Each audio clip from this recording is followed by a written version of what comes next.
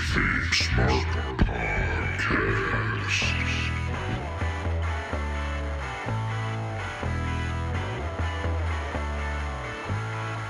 Welcome to the KayFabe Smark Podcast with Eric Todd and Brian Rompa, your Smart Mark source for news and opinions on the world of professional wrestling.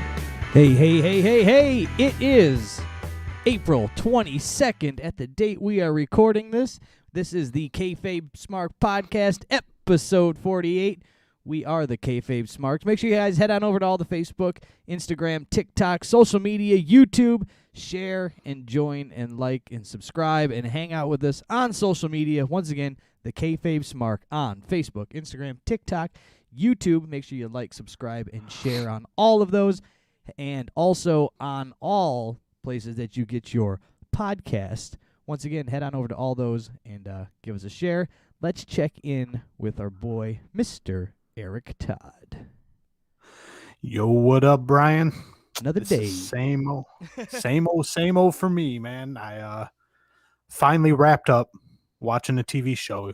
I know this is going to be late to the game, but you guys need to jump on it if you haven't seen it. The Leftovers on HBO Max.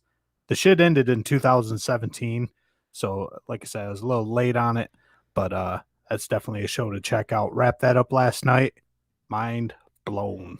You are maybe behind in the pop culture eyes, but you are ahead of me because I've never even heard of it, so you got that on me. Yeah, it's not about food or anything like that. It's about 2% of the world population just vanishing into thin air and people going bananas trying to figure out what the fuck happened.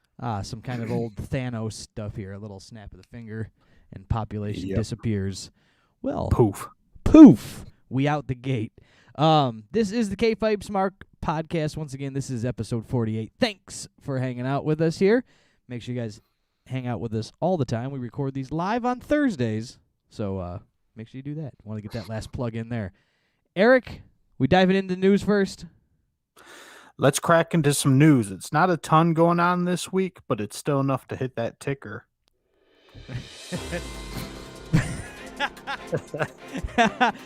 The cue was perfect. If you're not watching on YouTube, people, you need to get on YouTube and watch the visuals because it is a lot of fun. And this is the news. All right, first things first. We're going to start it off pretty small here. Alistair Black, remember that guy? I do remember him. How's he doing these days? I guess he's doing all right. He wasn't released on Black Thursday or whatever the hell they were calling it last week. But, so yeah, his ink-covered ass has been missing off TV for a while, but inside sources say he may be making a comeback here pretty soon. PW Insider is reporting that WWE has been filming vignette promos for Alistair Black's imminent return, and supposedly these vignettes are revolving around his childhood, which he's kind of a character, so I wonder what kind of childhood he had or what kind they're going to make up for him. Yeah, I would curious to see how they're going to play that out. I thought he already had a decent gimmick going anyways. I mean, it wasn't even a gimmick. It was just a guy being a guy that was a wrestler. It was very CM Punk style, if you will, for gimmick that he had. It was very just, I'm a guy, I'm into this, and I got tattoos, and I'll kick you in the face. Yeah, I didn't get really into Alistair Black that much, but whenever he was on TV, I was definitely interested. A lot of people know that or speculate that Vince kind of held him back because of his tattoos. Vince isn't huge on big, giant tattoos, demon tattoos. Granted. Except for if you're giant and you're Brock Lesnar, Batista, or a star power like Randy Orton. Words right out of my mouth there, Brian. But if you're a Rhea Ripley and you got your legs covered with tattoos, you got to wear pants forever. No shorts for you. No shorts. All right. In other news, Anthony Bowens from the AEW tag team, The Acclaimed, came out and announced that he is fully gay. And that's the world collectively shrugged their shoulders. gives a shit? And you're not supposed to. I mean, and it's fine. Right. I just don't know why it was a big deal that he had to, making a big announcement about it. Sonny Kiss. I think that guy's gay too. Cool. Cool. So that's the news. If you guys are gonna wrestle, just wrestle. I don't care. I don't care what you do with your genitalia. Such a sensitive topic there. You got to cover it just right? Right. AW ratings have been the talk of the town because NXT, obviously, right after WrestleMania, moved over to Tuesday nights. The Wednesday war is no more. And so I pulled a couple ratings for the last month or so just to see how this trend is going, and that so you and I can speculate on this a little bit. So March 24th, AEW drew 757,000 viewers. That is, I think that's like 3 weeks before WrestleMania or something like that. March 31st, they dropped down to 700,000 viewers. April 7th, they dropped down to 688,000 viewers. So it's a constant decline. And then April 7th was their first episode unopposed, also with Mike Tyson on the show. They drew 1.2 million viewers. And then this week, the episode that was just on last night, back down to 1.1 million viewers. So they lost over 100,000 viewers just from last week to this week. So I don't know. I don't know where they're going to end up sitting. If I had to say, I think I would stick with my number from last week and say they're going to stick right around that 900,000 mark. Do you think? I still am just surprised so much that Tyson would be the big draw. Yeah, he's over 50. He's not the baddest man on the planet anymore. They don't present him as a real badass. I mean, he did punch Cash Wheeler in the face, but also in the same show, he said he was delighted to be there. Yeah, right. It's not Tyson that just bit the ear off of Holyfield. Badass Tyson isn't delighted to be anywhere. He comes here to kick ass and knock some motherfuckers out. Yeah, so this is it's interesting to me if that's the big draw that spike their viewership so much. Also the fact that they're going in to Wednesdays now with no competition, you're going to get some people that'll just focus on one and not the other. So that's got to help out too for the spike, but 100,000 people tuned in for Tyson, it looks like, huh?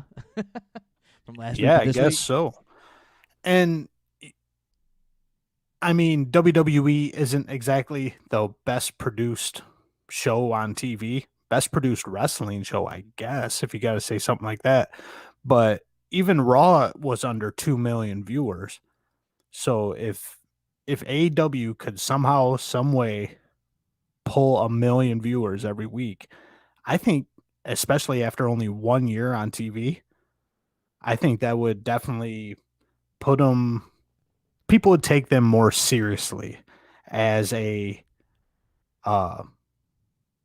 true competitor to WWE, if you will, an opposite company. I think right now they're being little brothered. You know what I mean? They're looked at as like a TNA almost. Yeah, they're definitely not being taken as a threat, which I don't think they should be taken as a threat because they're not threatening anything yet, or I don't think they'll threaten anything at all to take down the beast that is the WWE. But I think this is be something that'll be an option for people to want to leave. You know what I'm saying? Like right. actual, and I hate the term, main roster wrestlers to look at AEW as a viable option if they're not being utilized properly when it comes to contract negotiations. Not just NXT guys jumping over.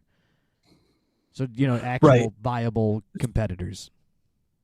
So, yeah, when AEW debuted and they were going against NXT, and it was the Wednesday Wars, as we call them, yeah, they were just paired with NXT. They weren't even in the same category as Raw or SmackDown, but with Raw steadily declining and AEW cracking 1 million a couple weeks in a row here, yeah, it may be the expansion and the seriousness that the business needs, I think. Because I don't know about you, Brian, but like a year ago, if a big star was like, I'm thinking about going to AEW, I'd laugh. If they weren't 50 years old already or on the brink of retirement, I'd laugh. I'd be like, there's no way.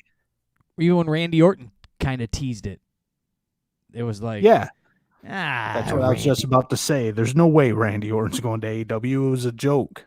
Yeah, like he was on there being a troll on the internet, as he's good at, and got the internet talking. So, but you didn't take it seriously. But now, I mean, if it can stay in this, steady increasing, you might see that. They also have to keep their stories straight, as we've always talked about in AEW, and they got to be able to have things to do with people. They can't just sign people. Yeah, they're definitely going to have to improve. There's no way they can keep the same show on that they've been doing and maintain over 1 million viewers. I think there's been a slow but steady improvement. Maybe Tony Khan's taken a little bit of constructive criticism now, because it seems like there are usually at least 1 or 2 good matches on nowadays where we would go a month at a time without seeing a good match. Sometimes, it would just be all garbage, Cirque du Soleil. And now we're getting matches such as last week's Dax versus Chris Jericho, that could be on a WWE show, So I think maybe Tony Khan should just continue to utilize his coaches, if you will, his Arn Andersons, his Tully Blanchards, his Jim Rosses. He's got a lot of knowledge in that company that it seemed like for the first 6 months or a year, he was just kind of blowing off and not taking any criticism from at all. I think the potential there is still amazing. When do you think that the pocketbook runs dry for AEW as well, or when they got to call it quits? Like every time there's a big release from WWE, when they finally release people that haven't been on TV, everybody's surprised, right? Oh my God, they released Bo Dallas. Well, he hasn't been on TV in like a year, so let's calm down. They just been, didn't know what to do with him. They kept paying him, and finally they cut it. And then everybody's like, well, there's AEW's new roster. Well, listen, if WWE is looking at not paying these guys, what makes you think that, an AEW, a non-touring company at the moment, is able to put together the cash flow to sign them as well? So when do you think that that's eventually going to be like everybody just can't go straight to AEW as soon as they get released? I don't know. I've been thinking the same thing, and I think it's a lot closer than we think, because as far as female wrestlers, I loved the Iconics as characters, Peyton Royce and Billie Kay, and they are one of the recently released WWE teams that people have been speculating they need to go to AEW. Well, the more people that get released and the more you hear they need to go to AEW, it eventually has to stop. For one, the checkbook won't be able to handle it anymore. There's a certain spot where it's got to go. We're just throwing money out the window. And then the other thing too is that you're just going to have such a stacked roster, not necessarily stacked in the most positive way either. It can be stacked with a bunch of garbage, but just so many people that where do you put them and what are you doing with them? And starting more YouTube shows isn't the answer. Yeah, and so there's so many different possible branches here. So a team like the Iconics, I think if they talk to AEW, I don't think AEW should pass them up. I think them two would be a great fit and a top female team in AEW.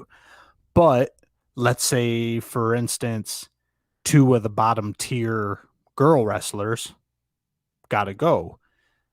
If you continue that cycle, eventually you're just going to be WCW. You're not going to have any new young talent for people to get behind. You're just going to be a recycling plant for WWE. And yeah, that's definitely what AEW does not want to do. Yeah, that's a roadblock in their way. And then, when I was thinking about it in my head, I was like, well, they've been doing this partnership with Impact and bouncing back and forth, right, between people from Impact on AEW, people on AEW on Impact, etc., and so on. So do you think there's a way that they would work out a deal where basically these people can be shared between the companies, where you're just used as an independent basis, paid per match and appearance, but you might get your appearances on Impact, you might get your appearances on AEW, you can take it and go do your, like, kind of territory style, back, going back to the, 70s, 80s, 60s, whatever, when they would bounce around the territory, where they can go to Impact, they can work there for a while, Impact can go, all right, I'll send you to AEW, AEW signs them on short-term contracts. That's the only thing I'm thinking, that they could gobble up a lot of people with, and they could share them between the two companies. Yeah, so I think without AEW and Impact merging, I think that's kind of a tough sell for anybody, because I don't think any wrestler who takes himself seriously would, given the option, choose to be under Impact rather than AEW. So I don't know. It would be a hard sell if I were the Iconics, if I were who was another big name that got, if I was Samoa Joe. Samoa Joe's an Impact guy. He's OG TNA Impact guy, but he's a guy that could take back that territory style, I think. He's a guy that could go, I'm going to be on Impact. Tune in and people will watch. I'm going to be on AEW. Tune in, people, and you can watch. I'm going over to Ring of Honor for a night, and you're going to find out how to watch it. And I'm going to go over to New Japan, and he'd be accepted in all of these places and could bounce around and do that pretty well, I think. Yeah, Samoa Joe would be the one exception to the rule, I think. Any other WWE guys, they would just want to get that con money, I think. I think Samoa Joe's got that freedom where he can pretty much sign wherever he wants right now. Do whatever he wants. We shall see. I guess it was because the rumor on that, kind of continuing on with the news, branching off of that long topic there, was that he just couldn't get cleared by WWE doctors for his injuries. So they was like, if I can't get back in the ring, I'm out. You can't be mad at that. Man wants to wrestle. He doesn't want to commentate. I mean, he does great at it, but, you want to do what you want to do. Yeah, and how is that going to work out? There's just so much to think about and speculate. WWE doctors won't clear him. Well, what's that say about AEW doctors if they end up clearing him? I mean, I'm sure AEW doctors already got heat for when Matt Hardy fell off that scissor lift, right, and cracked his coconut open. Yeah, and they were like, "Yeah, man, just keep going, keep wrestling." He could also just be taking the time off to not be under a contract and not be asked to do, fulfill deeds from a contract and commentating, and he can go, get himself cleared to get cleared, get himself healthy, to get cleared, so he could be doing that as well. It just doesn't mean everybody always just, AEW, that's it. It's like, well, if the guy's not healthy, maybe he just needs to go home, right? Lose some weight and get healthy. We shall see. But speaking of recently released WWE talent, Mickie James got a bit of a shocker here. I think you have that Instagram pulled up, but I hit the wrong button. Whoa. Don't mind me. Hit the wrong button. We got button mash going on here.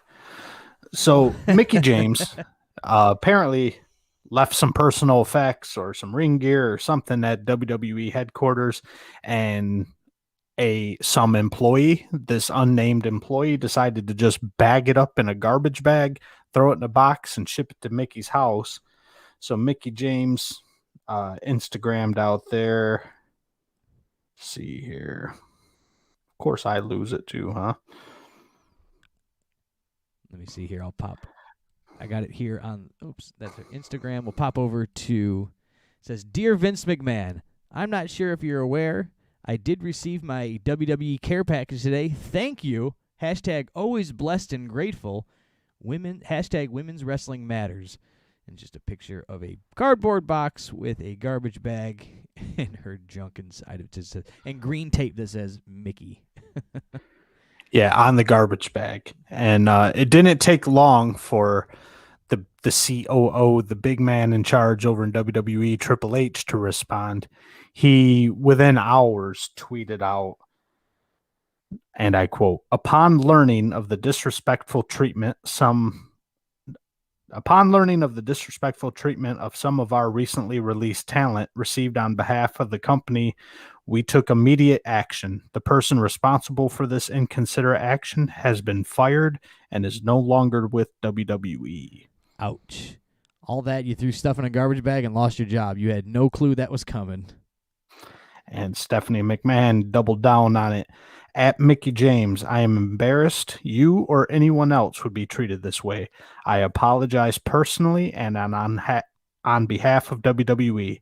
The person responsible is no longer with our company. So yeah, a legend like Mickey James, if you want to take her stuff and just throw it in a garbage bag and just shoot it out the door, tell her go fuck herself, yeah, it's not going to be tolerated, I suppose. That just makes you look like an ass. It makes your company look like an asshole. And the guy who did it, or the person who did it, was pretty inconsiderate. Let's be honest.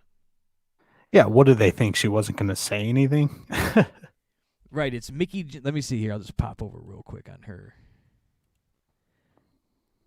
Yeah, I mean, Mickey James, just on her Twitter here, has 900,000 followers. Right. So, it's not like she's nobody. It's not like they just threw, I can't think of Bo Dallas' stuff. Poor Bo Dallas. Yeah. I would probably just shrug, but Mickey James, a little different story. But yeah, that's almost 1 million people just looking at WWE, and not just one person, one employee. Until Triple H and Stephanie tweeted out that's 900,000 people looking at WWE is what a bunch of assholes.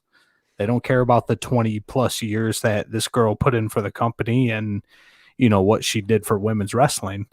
Yeah. And then just on top of it, and the WWE already gets, the stink eye, right, from the public and the people. They're like, they're a heartless company. They fired people, doesn't look good. So good thing that they stomped out that fire before it turned into something big in this cancel culture of a world we live in.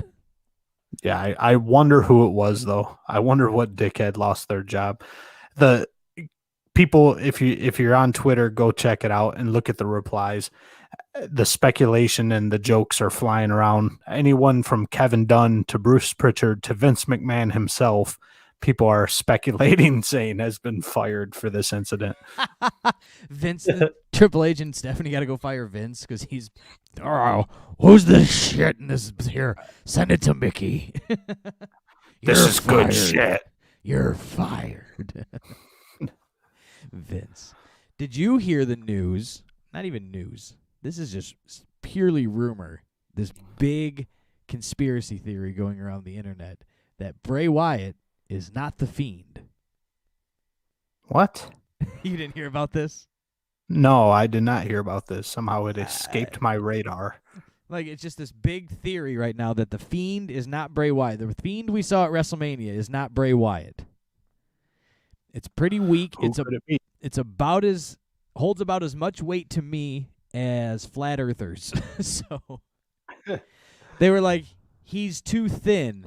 Well, he was gone from TV for 3 months, so he, could have hopped on a treadmill and not ate cake and trimmed up.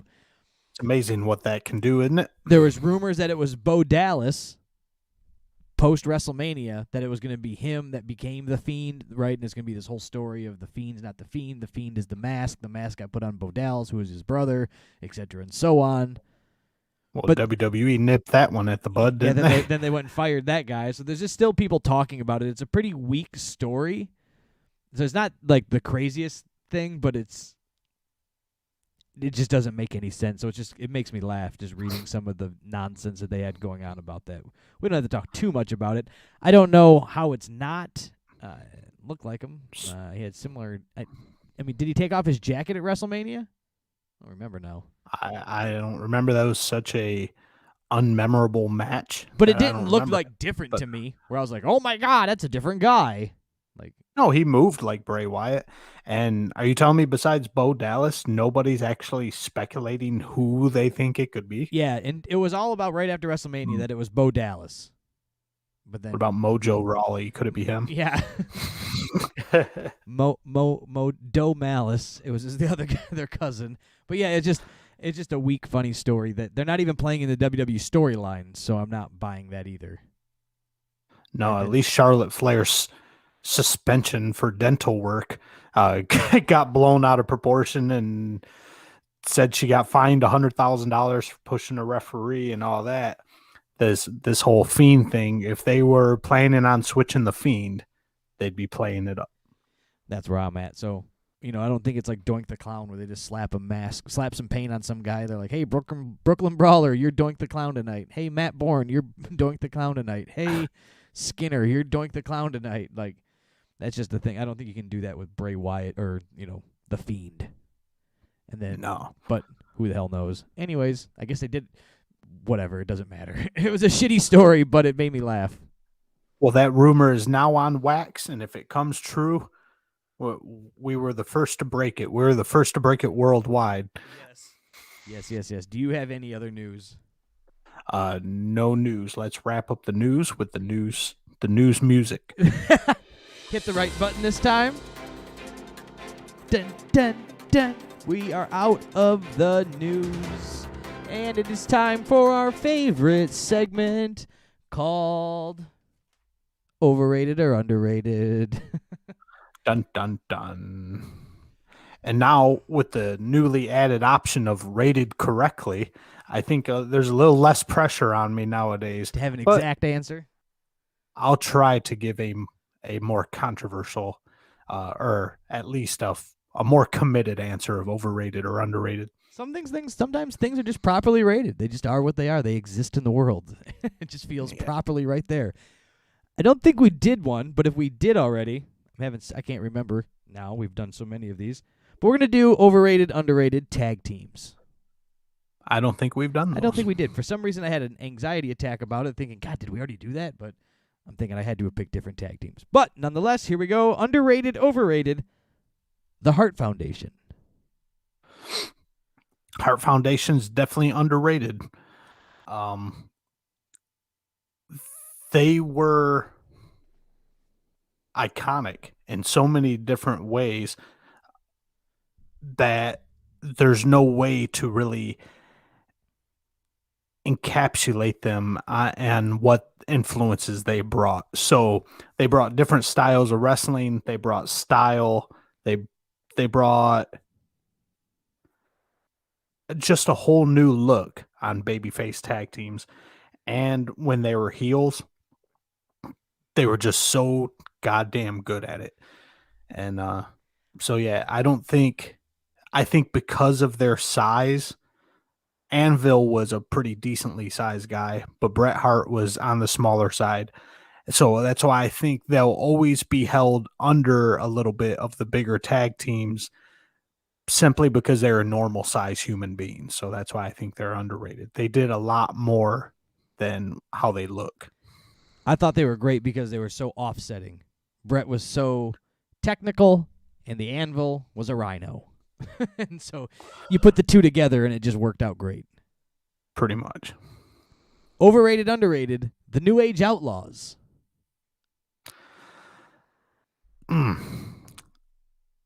I think they were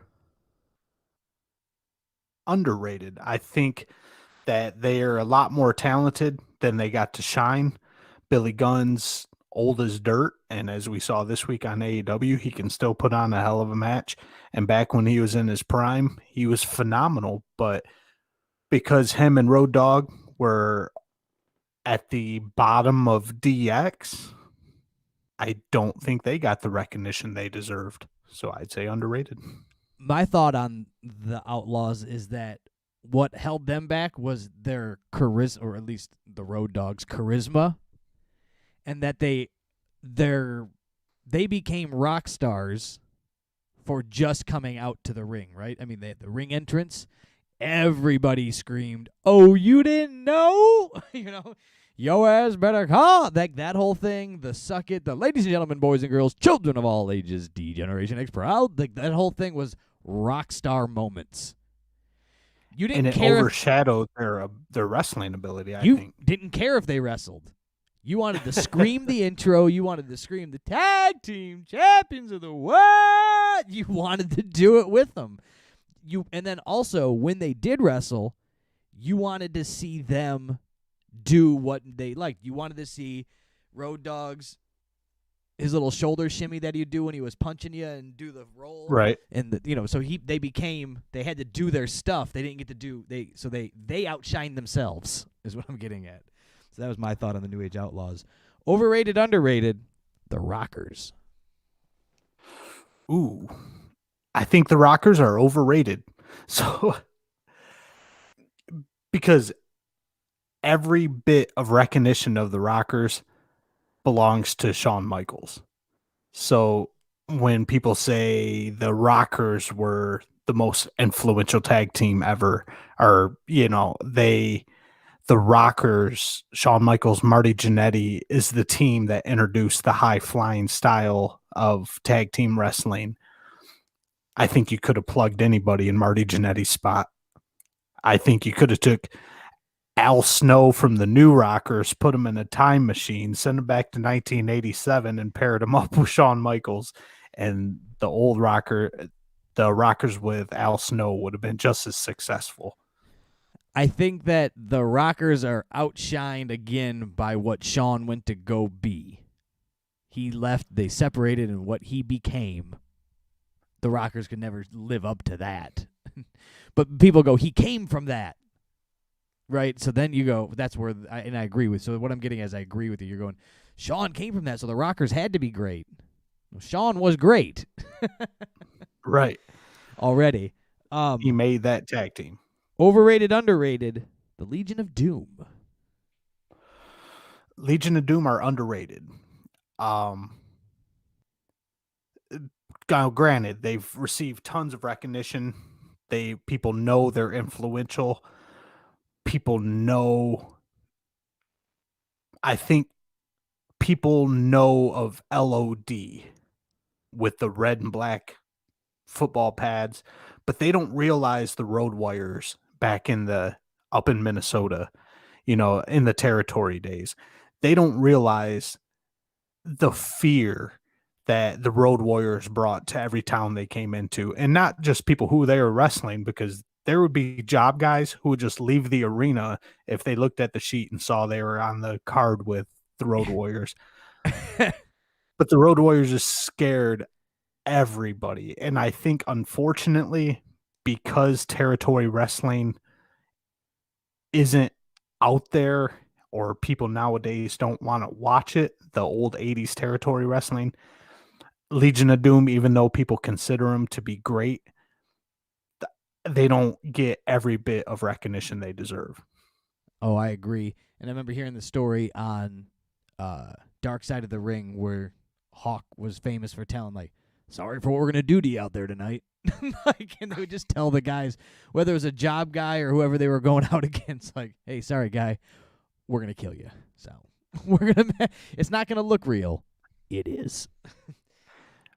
Yeah, it's definitely one of the teams that you loved them and hated them at the same time, because unless they liked you and they respected you, they weren't going to sell for you. And that's how Matt Jackson got his nickname Road Warrior Buck, is because Matt Jackson doesn't sell shit. He acts like he's a fucking 1986 Road Warrior.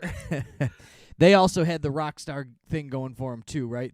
The face paint was huge. The motorcycles they would ride out, the shoulder pads you mentioned, and then the entrance in WWE, the ooh, what a rush. That was always great. And then in their promos too, tell him, Hawk. Wow. Wow. Those were always classic moments. You looked forward to that just for that. Well. Tell 'em Hawk and Well has been an inside joke of ours for 15 years before podcasts even existed. That's what I'm saying. And then, overrated, underrated, last one here, the Hardy Boys. I was hoping you'd say the Young Bucks. No, the Hardy Boys, I think they're overrated. Um, I, they were ahead of their time, definitely, and they're talented. They're both talented, but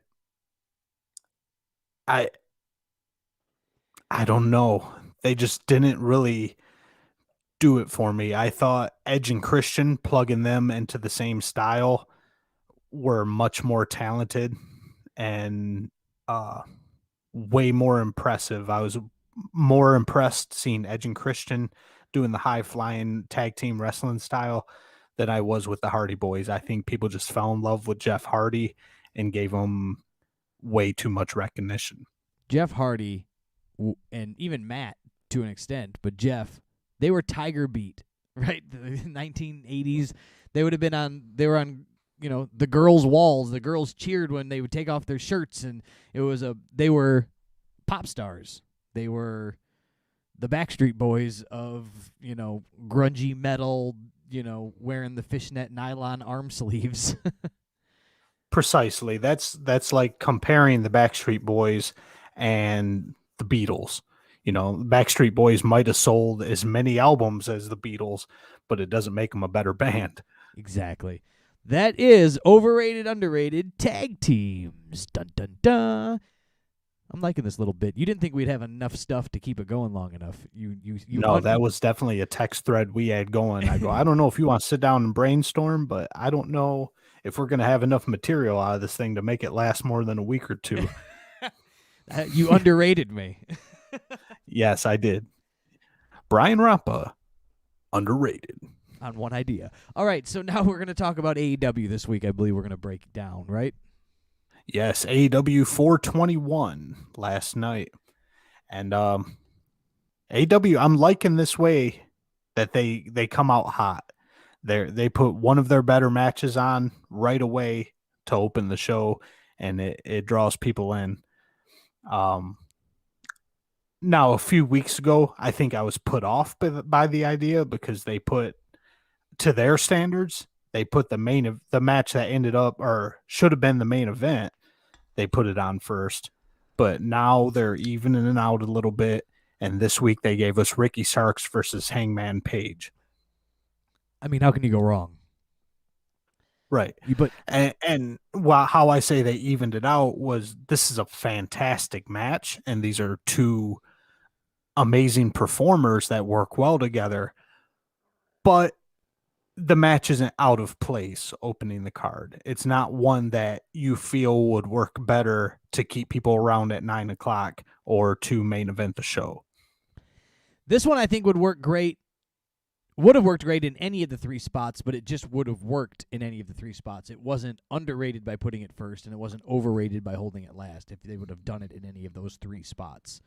If they would have opened up at 8:00, 9:00, or, saved it for that 9:30 or 9:40 spot to close out the show, it would have worked at any of them. It wouldn't have brought it up or down, though. It just still would have worked, in my opinion. Yeah. I agree with you. It would have worked anywhere they put it, but I was happy that they had that open up the show. We had Taz on commentary, which is always a good thing. I love Taz on commentary way back to his WWE days. And anytime that Team Taz is on the screen, at least tonight, Taz was on commentary, and I really like that aspect of it. Yeah, I think he works great there. He knows what he's doing as it is, and it helps convey the story over to the crowd or to the viewing audience. And I think that's really important right now to get the viewing audience very engaged, because that's about all you have, right? You're getting small crowds allowed back in. But so what he could do on the floor and letting somebody else tell the story, letting Excalibur tell his story as he's running around the outside of the ring, isn't going to convey to the people watching it, where you don't have, the people in the arena aren't going to understand what's happening anyways. You're not going to catch those little nuances. So for him to get up there and tell the story of his guys, I think is working good. And Taz is a good commentator, and he also seems to be very free in his commentating. And I think he's, coming from his WWE days and everything, that he's loving it, that he can just get on there and talk. and say what comes to mind. Sometimes it comes out great, and sometimes, well, it just comes out Taz style. Right. It's a natural flow with Taz where with excrement in particular, everything's so forced and he's just trying to spit out as much obscure, stupid knowledge and moves, tope, taco salad, sour crema, you know. And so yeah, the less excrement talks, the better. But this match started off fantastic. There is mat wrestling to start. Adam Page, Ricky Starks, kind of showing off a little bit, showing that they're young, but they know what the hell they're doing. They've been trained properly. You can tell Adam Page is the ring general in this match, and he's got control of the match from the very beginning. And Ricky Starks is a fantastic dancing partner. He follows right along and he sells his ass off. And I love these two in the ring together. Ricky Starks is the future of wherever he goes. He can jump wherever he wants to go. He can do whatever he wants to do, wherever his career takes him, but he is going to be, I think, a future name that, continue to talk about for many, many years. Right. I get excited when he's on the screen because his potential has still not been tapped yet. Adam Page is another one who keeps getting better and better. Now he's showing off his strength. He caught Ricky Starks in midair at one point for a power slam. And right around this point, Ricky Starks gets his little comeback, and then that's where his personality pops and his cockiness comes out. And again, Adam Page picked up on that cue so well, was selling everything Ricky Starks was doing to him, making him look like, even though Ricky Starks wasn't doing completely underhanded heel shit, the way Page sold it got sympathy for Page and heat on Ricky Starks. And for as young as these guys are, it's amazing that they can tap into the psychology like that. That they get it. And that it doesn't have to be so over the top spoon fed to you. You don't have to literally come out and go, I'm mean, you're nice. Like me, hate him. It's, you go. And both of them have the attitude, mostly Ricky Starks in this I'm speaking of, but where you can like them but know they're the bad guy. I think it can go either way with both of them, but Ricky Starks really has that. We've said it here, they've said on AEW, compare it to early Rocky Maivia. Right. I almost said Legion of Doom, the Nation of Domination, Rocky. When you were back and forth, like, this guy's hilarious and he's cracking me up, but he's I'm not supposed to like him. He's wrestling the good guy, the champion, and that's the guy I like. So they kind of have that attitude. Both of them, I think, go either way with it. Depends on how they want to use it. Yep, that's very true. And now I need your opinion on this, Brian. Do you think Ricky Starks really hurt his ankle, or do you think he is just a hell of a seller on that? That's a tough one. Because the commentators didn't make a huge deal of his ankle, and I didn't see anything super apparent that look worked that Adam Page did to his ankle, but he was selling the shit out of his ankle, even to the point where he's climbing ropes with one foot, and it kind of slowed him down a bit too. So I don't know. I'm still on the fence on if Ricky Starks really has that selling ability or if he really hurt himself and just pushed through that well. Could have just been an unfortunate happy accident that that pushed through, a little stinger in the ring, a little rolled ankle, and then he got to work that. They continue working it, and again shows the professionalism to keep using it and utilizing it, right, and making a story out of it. Yeah. So the ankle spot, whether it was real or fake, definitely worked well for these guys. And then we sprinkle a little AEW in there where once the match is wrapping up and coming towards the end, big moves don't count. They're just normal moves here. We got Ricky Starks hitting a hell of a sit-down power bomb on Adam Page. That resulted in a 2 count. You get Adam Page with a top rope fall away slam, immediately followed by a humongous clothesline, and that just gets a 2 count on old Ricky Starks there. Ricky Starks evading the buckshot lariat and hitting Adam Page with a nice looking spear there, another 2 count. So AEW just takes the whole concept of false finishes, big moves to 2 counts. They take something that should be sprinkled in and they dump the whole fucking jar in it. And it seems like it's happening just way too often. They put it in almost every single match. Well, AEW, you can't win with a move that doesn't have a name. So just because it is a spear, that's just the name of the move. It has to have the name of your move. So if you if you have the death spear from Sean Spears, then you can win with it. But that's, he can. Adam Page hit you with a clothesline. It's going to be devastating. But he didn't hit you with the buckshot. That's right. He didn't flip over the top rope first. So it's not a win. You're not going to win off of that. So you can give DDTs all day long until you give that a fancy name. It's not a finishing move. Now, this was a match where it actually kept me on my toes here. I didn't know who was going to win, and there was so much back and forth at the end. And I thought Ricky Starks was about to wrap it up here. He was about to hit a big move, but Page just like that reverses it into a submission and even worked Ricky Starks' injured ankle into the submission. I don't know what it's called. Excrement didn't throw some foreign 32-syllable word out there, but Page had him in some sort of bulldog choke, wrapped his ankle into it, and old Ricky Starks decided to tap on that one. It was a wrap. Adam Page gets the dub. I like seeing Adam Page go for a win with a not a power move, going for a submission. Had a brain fart there for a second. Couldn't think of the word submission. Going for a submission style move just shows more arsenal in his toolbox, that he's not just going to be that guy. It's going to help him not be stereotyped as being the strong, cowboy. Just think if these guys were a little bit bigger.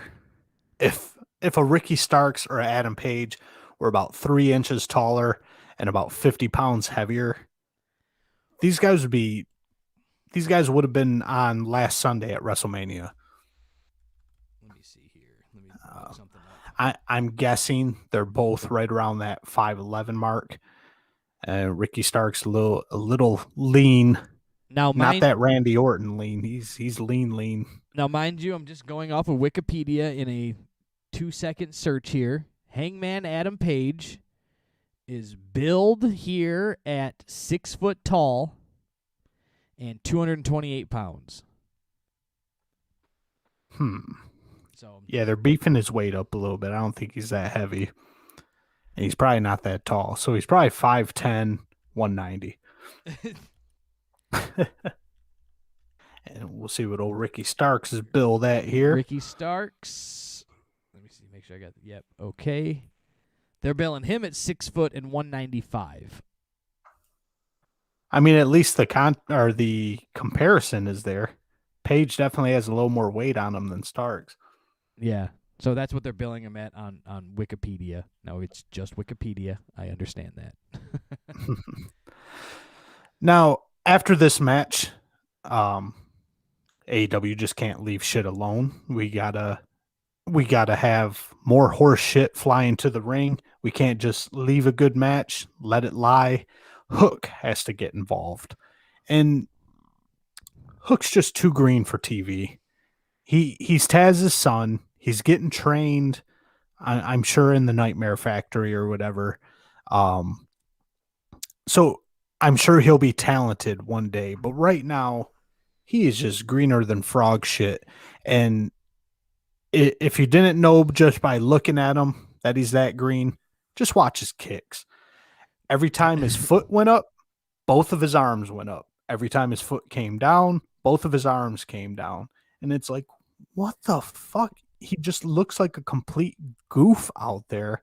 He looks like a teenage kid playing wrestler, which Yeah, essentially is what he is.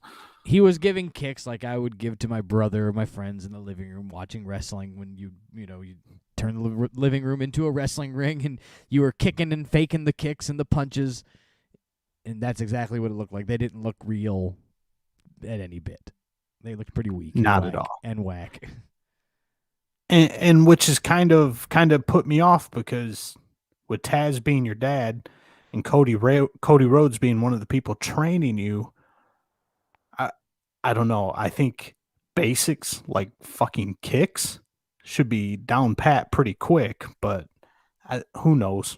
I don't know what's going over in the Nightmare Factory. Maybe Taz is soft on his son because it's his oldest boy, but yeah, I don't know. It was definitely weak sauce. Weak sauce. And then just back to the beginning of that when Taz was trying to get Adam Page's attention. Like, I don't know if the sound was off, but he yelled, "Page, look at me." Page, he yelled, "Page, turn around. Page, look at me. Page, I'm talking to you." I was like, oh my God, we get the point. Are you talking to Adam Page? Finally, they got it straightened out. Adam Page turns around and goes, "You should watch your back." And I mean, watch your back.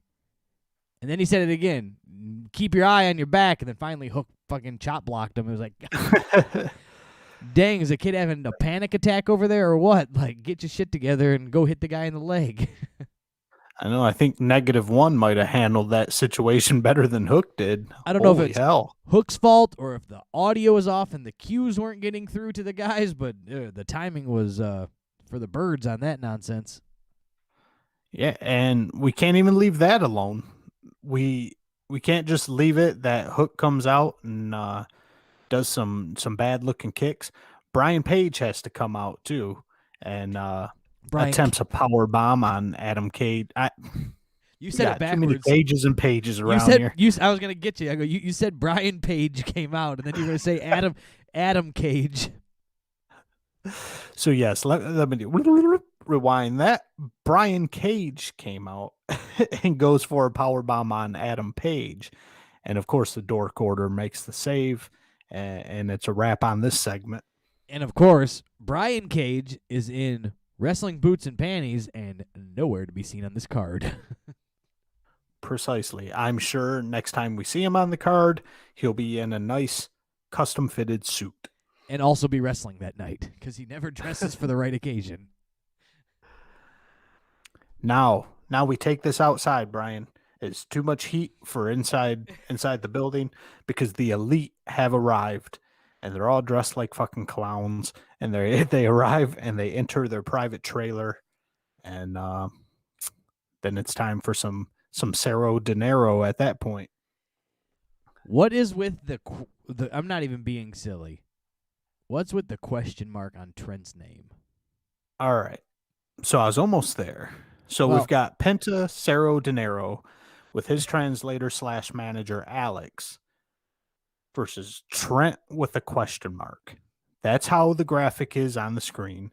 That's how Justin Roberts introduced him. Trent? As a question. Even JR is calling this bullshit out. JR is like, what is with this question mark thing? I think that was a shoot question. And the way that he worded it, JR even says, like, I just don't understand.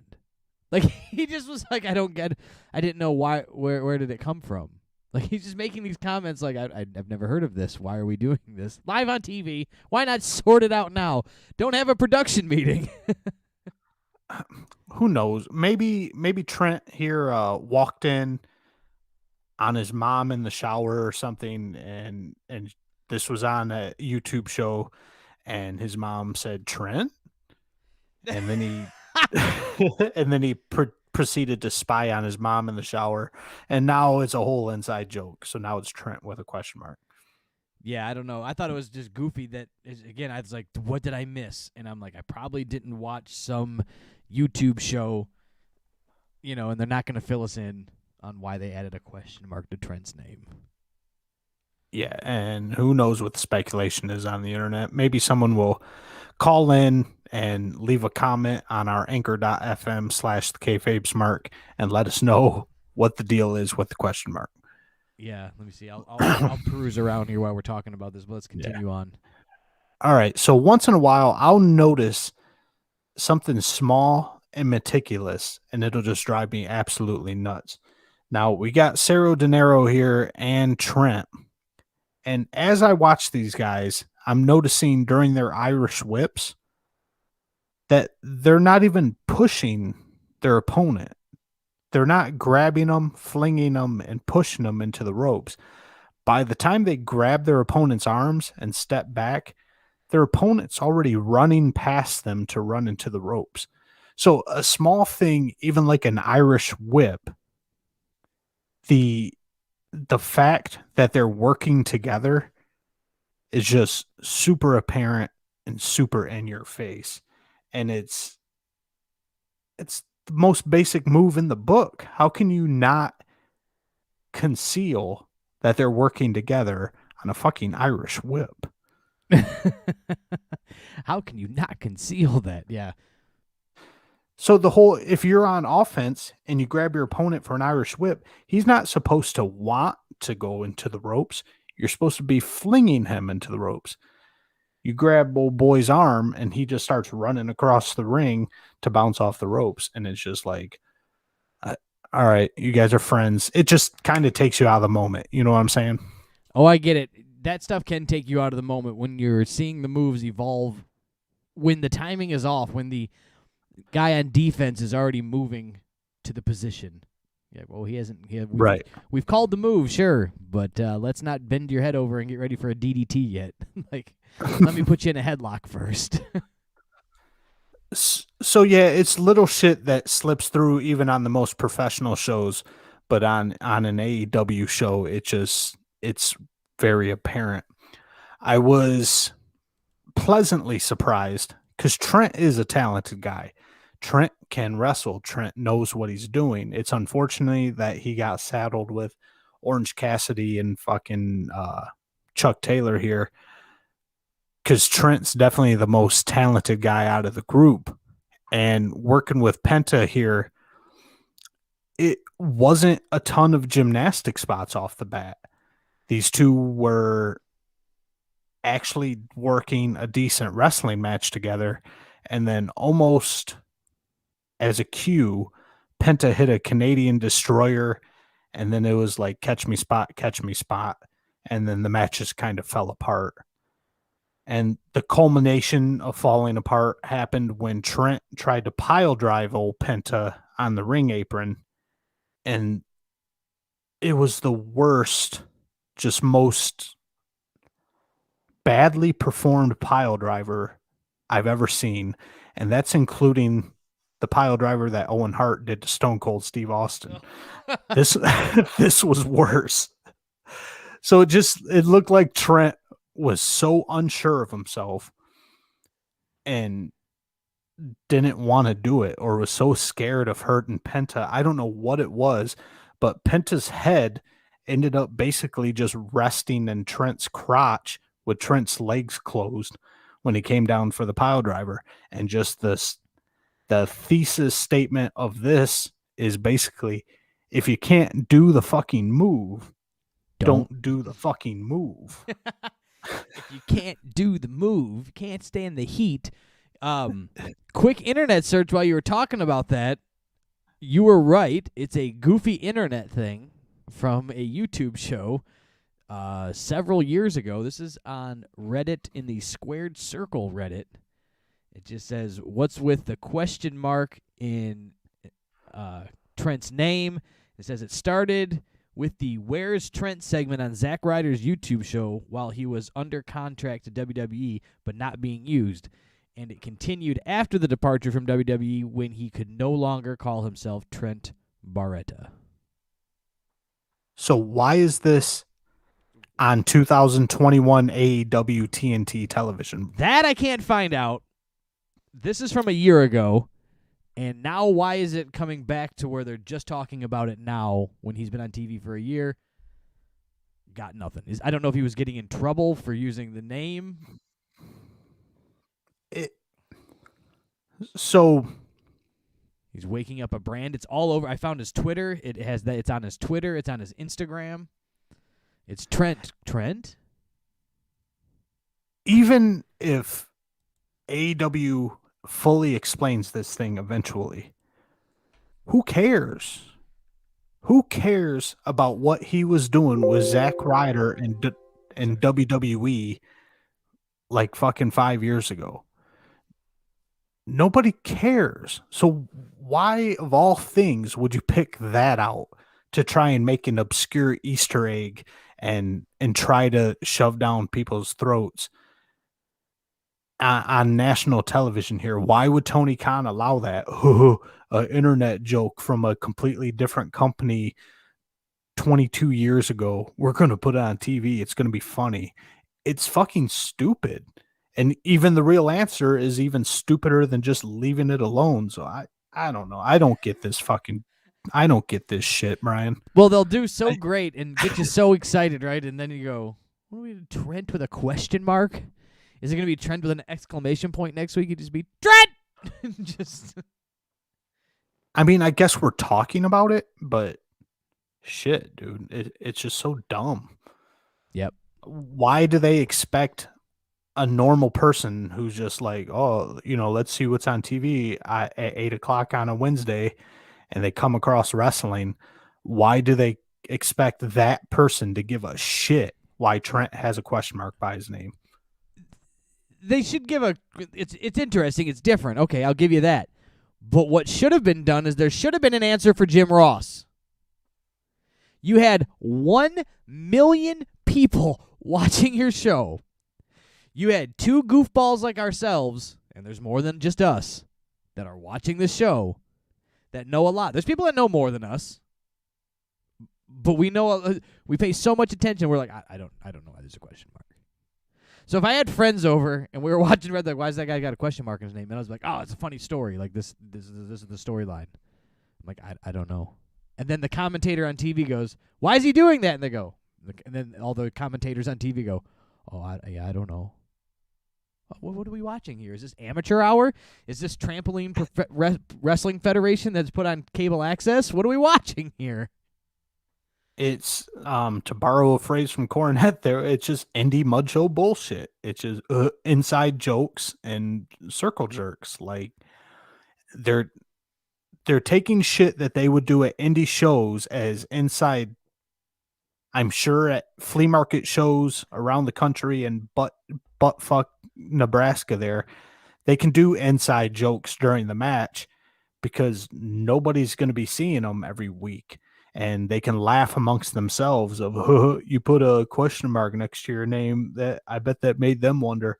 It doesn't belong on national TV. Without a backstory. You give it at there's least, no backstory. but at least It's give an it a inside story. joke. But at least give it a story. Make something up. For the love of it. Okay, we'll move on. And so then Pentagon and Trent Beretta suck. Yes. Penta gives old Trent a package pile driver, and that's a 1, 2, 3. It's a wrap on that. Trent? Oh, I'm sorry. Alex hit Trent with a microphone. That was so bad. The whole microphone spot, the whole padded microphone spot that they've done multiple times in AEW is the dumbest shit.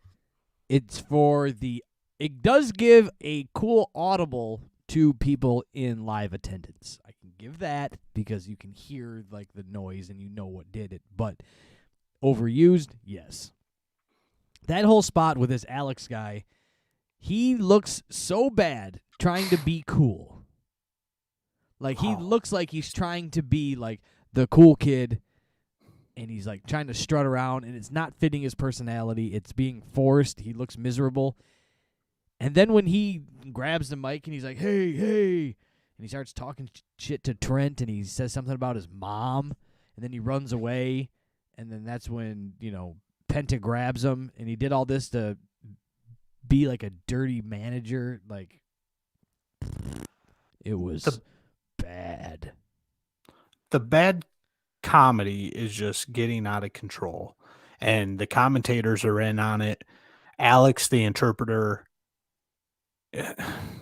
cuts a promo mid-match on Trent here and tells Trent that he sucks, his friend sucks, and his mom sucks. That's what it was. And Excrement has to be the ringleader in this one and be like, everybody knows you don't talk about Trent's mom. Why? What makes this comedy sketch good enough for 1 million people on national TV? It's stupid shit that you would see on a 10-year-old's YouTube show. Don't make fun of and they're my giving it mom. right. Don't make fun of my mom. I'm gonna get mad because I'm Trent. Trent? At least They took a possible good match here that started off with decent wrestling, and just by the end of it, they fucked with it so much and toyed with it so much, and just sodomized it so much that it just turned into a pile of amateur horseshit. Fact. What's the next match? All right. So JR had a little sit down with Pinnacle here, and this drove me nuts. So JR is sitting next to Tony Schiavone, right? Oh. No, I'm gonna go back before this. So the Trent and Penta Dinero wrap up, right?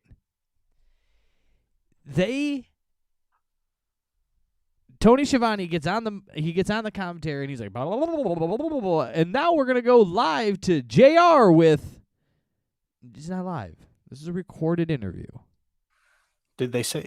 Okay, that's what we're gonna maybe not necessarily live. Clash a little bit. I thought he said a interview earlier, but it was. It didn't say live. I put my foot in my mouth there. Okay. But the way that he sent it made it feel like JR wasn't sitting next to him. Like precisely. So yeah. It could have been like, Jim, you did this interview with the Pinnacle, and I think we've got some pre-recorded messages that and had a Jim Ross in it. But like he sent it. We're gonna send this to JR now. I can almost, I think, believe that was a quote. Like, not sending it to JR. You're gonna play the tape. It was cheap. I just thought that for some reason that really bothered me. It's stupid, but it's just that little stuff that can throw you off, right? I mean, it's Tony Schiavone. He's just happy to be there. He's not working in the Starbucks drive-thru anymore. In fact, he's just there to do what he can do and to yell, "It's Sting!" And so pretty much anything Schiavone does, I just kind of take with a grain of salt. Yeah, but I don't know you why are completely right on that one. He should have definitely acknowledged the fact that JR is sitting next to him. You know, JR, earlier today, you sat down with the Pinnacle, and let's see what you guys talked about. Something to that effect would have worked much better than the way they executed it. Right. And then let's go ahead and talk about, do you want to talk about this little promo interview? Yeah, let's talk about this real quick. So we definitely we've been learning that MJF being tied down to Chris Jericho was a bad idea, because MJF's strong suit, he's a fantastic wrestler. He's a great talent. His strong suit is his promos, and tied down to Jericho, his promos suffered big time. But in this promo here, MJF gets a new scarf from Tully Blanchard. It's looks like a silk head wrap, and he had to kind of manifest it into a scarf, but I digress. At least it was a real scarf there. It had tags on it and everything. God bless Wardlow's heart for trying to get involved in this. You got basically the best promo in AEW, MJF, sitting right next to JR, and he decides to throw a bone to Wardlow here, and Wardlow just completely fumbles it and just cuts a stupid promo that the whole time the audience is just looking at Wardlow like, who gives a shit? Because Wardlow's main meat and potatoes of his promo was that Jericho stumbled when he talked about Wardlow. Yeah. And it's like, all right, I get it, Wardlow. You're a little green. You're even greener on the mic than you are in the ring. But don't cut a promo that nobody cares about when you know that MJF is just about to turn up the fucking heat and burn the house down. Yeah, it was a real low point to start it off at. Yeah. Never give somebody who sucks on the mic right before MJF's about to get it, you know. Yeah. MJF starts out calling out Jericho. Just the analogies that MJF comes up with. You're standing in front of a bunch of B's so that you look like an A. You wrestle a bunch of A's so that you don't look like a B. And it's like, the shit's so real. Even though it's a work, it's so real at the same time. I do like how he reaches back doing this to some of the past in the history. Because how old is that MJF now? Like, what, 25 or something like that? I'm 25, right, and I'm on the top of the game right now. When you were 25, you were jerking the curtain at WCW Worldwide. Right. So MJF is just so creative, and he's so confident, and you believe every word that comes out of his mouth. That is the heart of pro wrestling, where you can know it's a work, but you still feel it and you still believe it. And you get that he knows what wrestling is and what it was and where it's going to go, right? He's not just a big guy that said, hey, look, go over here. He was watching Jericho on WCW Worldwide, on past sports. Right. You got to think Jericho was, when MJF was born, Jericho was already a pro with like 7 years experience. Yeah, so you got to think like that had to have been a dream come true just for MJF to do. You had to work with a hero. So yeah, that was pretty much the highlight as far as mic skills of the night there. And then we go ahead and stumble into our next match here, our women's championship match between Hikaru Shida versus the number one contender, and I don't know how she became the number one contender, Tay Conti, because maybe she's been wrestling a lot on Dark or something. I don't remember seeing her that much on TNT. There's 2 AEW shows on YouTube now. So there's Dark and Dark Underrated or over I don't know, what is it called? Elevation. Evolution. So yeah, but I don't know. Tay Conti's escorted to the ring by the Dork Order. Oh, when did she join? Did I miss that? Her and what's that other chick from the Dark Order, the 99? Oh yeah. I forget her name. They did some tag team work together. Okay, that makes sense, I guess. Done some stuff, a little, they linked. Now, Tay Conti hasn't been paying too much attention to WWE in their directions because, they've been in the news a few weeks ago for having a sign right up at gorilla position that says, "Do not slap your leg when you kick." Well, Tay Conti, on every strike in this entire match, was slapping her thigh so hard. That's another small thing that I picked up on, was I'm seeing these little tiny strikes, forearm strikes from itty bitty Tay Conti, and you're getting the hugest pop. And it's not a pop from the audience, a pop like she's hitting her with a goddamn baseball bat. Just hearing this snap and this like, oh my God, do you hear that contact? And you're going, no, I don't. I don't hear that contact. I hear the poor girl beating the shit out of her thigh. And later on in the match, this is after Shida gives Tay Conti a fucking brain buster outside of the ring. So at the beginning of the match, he had to rub the bridge of his nose before he got into this, people. If you're not watching it on YouTube, head on over to the KayFabe Smark on YouTube. He had to get the pressure from between his eyeballs relieved. So Tay Conti slapping her leg, and it's only audio because the cameraman, whatever, she's facing the right area or whatever. But at one point in this match, Tay Conti is sitting on the top turnbuckle, and the camera is zoomed in on her left side, and she is taking up 3/4 of your screen, and you are watching her directly in front of you every time her forearm comes across Sheeta's face, you are watching her hand come up about 2 feet off of the side of her body and slapping her leg. And it's just, why how inexperienced are these people? Or are they inexperienced, or do they just not care? That's the question here, where they're not trying to conceal anything.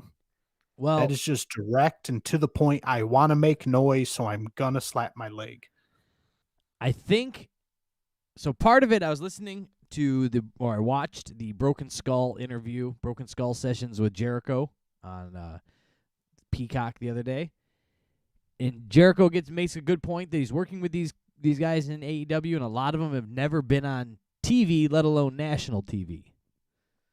So you can't take anything away from that. That's a fact. So what I'm thinking is they're just having lack of direction on what's being done, right? There's things that, like, in the audience you get to see when you see a magic show versus it being on TV, right? So the studio audience may get to see an extreme, but there's maybe the producers are not getting to the cameramen are not getting to, the producers aren't getting to the referee to tell the person where they're at for hard camera, where the roaming camera, like, I don't think they're paying attention to that stuff yet. They're still stuck in that independent wrestling mindset. And I think that's that's the big downfall for them right now, is they are not teaching these guys how to wrestle in front of cameras. Pretty much 90% of their roster is not TV ready. WWE TV ready. Like, and that's what the standard is, right? Right. I mean, they could get by, but if they just need to be told or listen or something, so either they're not being told or they're not listening, but one of them's got to change. Right. They've got enough experienced coaches in there that they should just be driving the basics down these kids' throats. I know they're not all kids, but in the wrestling none of game. them in the wrestling game, they're kids and they're not TV ready. They're not used to being in front of a million people on national TV. But other than the leg slapping, I can't really pick apart this match too much. They're both technically sound. The holds and reversals and submissions that Tay Conti and Sheeta used on each other looked good. They're pretty smooth. The only thing I really want to point out here is Tay Conti making her comeback. It was after she took this brain buster on the outside and after a couple big moves from Sheeta. It's almost like Tay Conti injected pure crystal meth into her veins and snorted a line of coke. She was just off to the races, just going ham across the ring, do this, do that. And I'm thinking either A, it plays more into the indie style of we got to make this match as exciting as possible, or B, in their mind, Tony Khan's not giving them enough time in the ring, and they just want to cram as much stuff into the match as possible. And that's a bad thing too. If the producer gives you 5 minutes, that doesn't mean you have to cram all 113 spots into 5 minutes. It means whittle your shit down and keep the good stuff. Yeah, I believe that's a good old column A, column B situation. They're not getting enough time. They are stuck in that independent wrestling mindset, and it's all about their moment in the sun. Each match on an independent show is the main event because they're leaving as soon as the show's over. It's not a team event to make it a great show. It's a great match. That's what they're going for, or trying for at least. Not necessarily all matches are great. I'm saying they're trying to give their best stuff, and then they're out. So it's not there's no team look to it. Yeah, the coaches, the executive VPs or whatever need to focus on these guys to get out of this indie mindset and be on a more professional level. As a team, they could put on a fantastic show, but when all they're worried about is getting their shit in, it It shows. It just comes off. Yeah, it's amateur hour. That's it. 100%. We sticking with anything here? What do we got to finish this one up with? We can finish this off.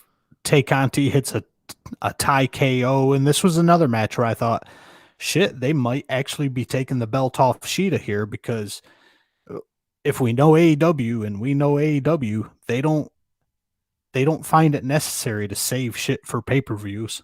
Hell, we got Blood and Guts coming up on a normal ass episode of Wednesday Night Dynamite. So I was genuinely thinking Tay Conti might win the belt in this match. But so she hits a tie KO, gets a 2 count. Sheeta finally hits that backbreaker of hers, and then her katana kick knee strike thing. Sheeta retains her title. Britt Baker comes out, shows her face for a couple minutes, points at the big screen. Britt Baker is now your number 1 contender for the AEW Women's Championship. That was a good moment, and it's not because I'm a Britt Baker mark. I mean, I am, but it's not because of that, but it was well sold. Britt didn't say anything.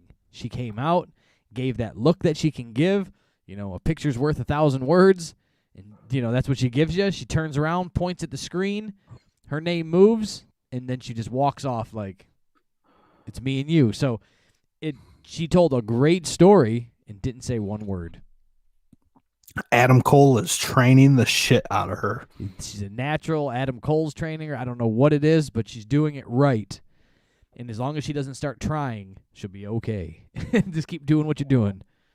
That's the thing. When Britt Baker can make you feel a promo without saying a word, more than 90% of the people on this roster, when they're... So you got Wardlow, who's actually given a microphone. Britt Baker nothing. not saying a word. Her promo is 10 times better than Wardlow's. Yeah. Britt Baker had a great promo, didn't say a word. Wardlow said a lot of words and said nothing. Made me like him less. It was bad. Speaking of promos, Miro is on the screen here. And, you know, I'm giving Miro an A for effort here. He's making his transition. It's slowly but surely. But I'm positive thinking here. I'm manifesting here, Brian.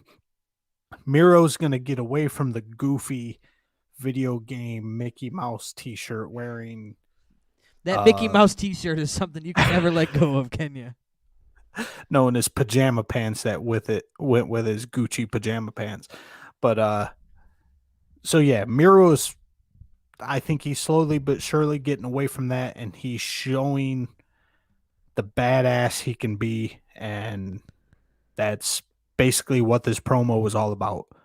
He's here to fuck people up and get that AEW championship. Get that bag, son. Check out my drip. Now we get the contrast to the Pinnacle promo that we saw earlier. We got Tony Schiavone in the ring with the Inner Circle, and I wasn't feeling it, man. Jericho was off. Jericho was off his game. Hager had the Wardlow spot for sure.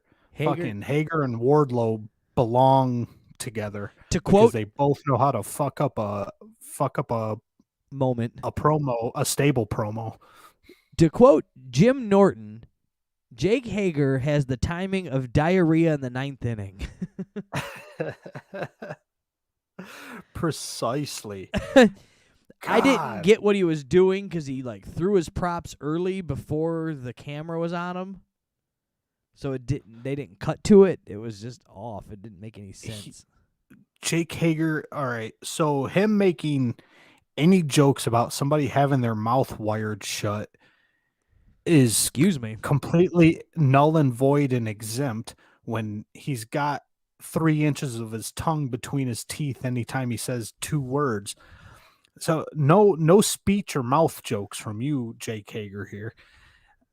Somehow says something about the Pinnacle having their mouth wired shut and having to eat their meat through a straw, and he throws a handful of straws at the camera, and it was just like, it was so his bad. Timing was bad. He rushed it. It sounded like shit. Hager brought this promo down about 6 notches. It was so bad. I thought for some reason in my head I'm replaying it. I thought it was napkins he threw. I knew it was fast food, restaurant condiment stuff. It was off the condiment table at Wendy's. And then what's his name from Proud and Powerful? One, I can't remember which one. I'm sorry. Santana with his fresh off an NWA video shoot here with his fresh Jerry curl. And then he's just missing a Raiders hat. He threw his straws. He had straws that threw out just after him.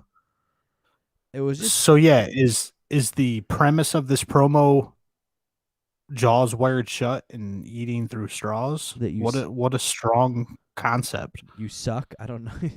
It was bad. It was off. And then Jericho was pretty funny. He was doing okay for a minute in this promo, and then he tries to get into the show tunes that MJF was still singing, that loves to sing show tunes, and he likes to sing show tunes, and he thinks he's like, I got one for you. I thought they were going to go into something for a production, and it was more of just a wing it. Yeah, I'm pretty sure Jericho wrote this song on the fly, and props to him for... You're giving him that he wrote it? I'm giving him that he literally was winging it right there. Yeah, I guess I used the wrong word there. Not that he wrote it on the fly, that he performed it and came up with it on the fly. Yeah. That was on the spot. It had to be, because if he wrote that before the segment, even 10 minutes before the segment, he needs to be dragged through the mud and just exiled.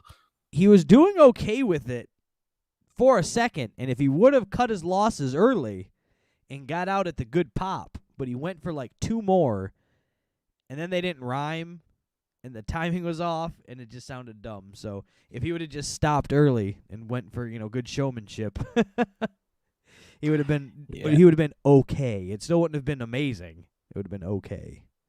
So yeah, definitely MJF should be patting himself on the back after he won after this battle of wits here, because yeah, this whole inner circle thing, the whole promo was garbo. And then he asked Sammy Guevara how to say something in Spanish. And Sammy even flubbed that. He's the Puerto Rican love god or whatever. And you could tell he just sounded like a Karen from Iowa trying to order tacos at her local taco joint. I can't even remember the word that they said now, but it was bad, and it was just like, I forget now. But it just didn't sound like Spanish. He didn't. Yeah, Sammy didn't pronounce it well. If at all right. Hell, bring Penta out there. He can speak a Espanol.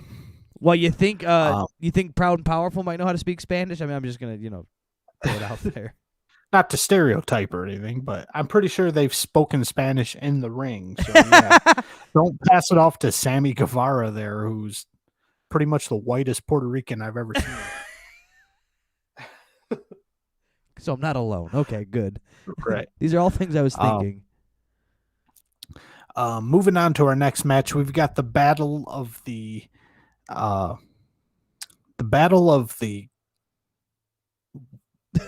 Nightmare. I don't know what this fucking thing is. You got part Nightmare Family, part Gun Club, part Nightmare Factory. The rejects. the rejects of the Nightmare Family 2.0 or whatever. Anyway, it boils down to Billy Gunn, QT Marshall. Yes. Billy Gunn's wearing these panties, and the letters on the butt are too small. So it looks like it says Bun Club instead of Gun Club. And I'm like, I guess that makes sense too. He's Mr. Ass. Yeah, and you just run with it there. In my world, Billy Gunn is the leader of the Bun Club from now on. I am 100% sick of Anthony Ogogo already. Yeah, I'm tired of that guy. I'm tired of his belly punch, and we get another belly punch here at the end. But so that's all I got from this match. I'm 100% sick of Anthony Ogogo rolling up his sleeves to punch somebody every time he punches somebody. Don't roll him up, punch somebody, then roll him down, and then roll him up to punch somebody again. You dumb shit. I don't get a go-go, and I don't want to get a go-go. But a go-go away. I wanted to see Billy Gunn wrestle, and unfortunately, from the overrated New Age Outlaws Billy Gunn to this Billy Gunn. This Billy Gunn is the Tin Man from Wizard of Oz. He's just creaky out there. He's still powerful. He's still strong. He's still huge, but he's just he's not smooth whatsoever. Somebody needs to oil them joints up. You don't take any of it that it was like the person that he was working with? QT is supposed to be really good. A lot of people Yeah, but let's just be on honest. the inside. Like, Billy Gunn is enormous, and it's just towering over him. He's got a bigger good and 5 stronger. inches on QT here. So he's got to slow down and and be the guy to sell to put over QT now, because he's in that in that spot. Yeah, so this match wasn't as good as I was hoping for, and of course, as AEW normally does, we just got to get everybody else involved in this match. You've got what's this Nick Camarado guy attacking Billy Gunn on the outside, then Billy's kids get involved and get rid of the Camarado guy. A Go-Go comes out and he punches Billy Gunn in the stomach and basically knocks Billy Gunn out. But QT hits a diamond cutter and gets the win.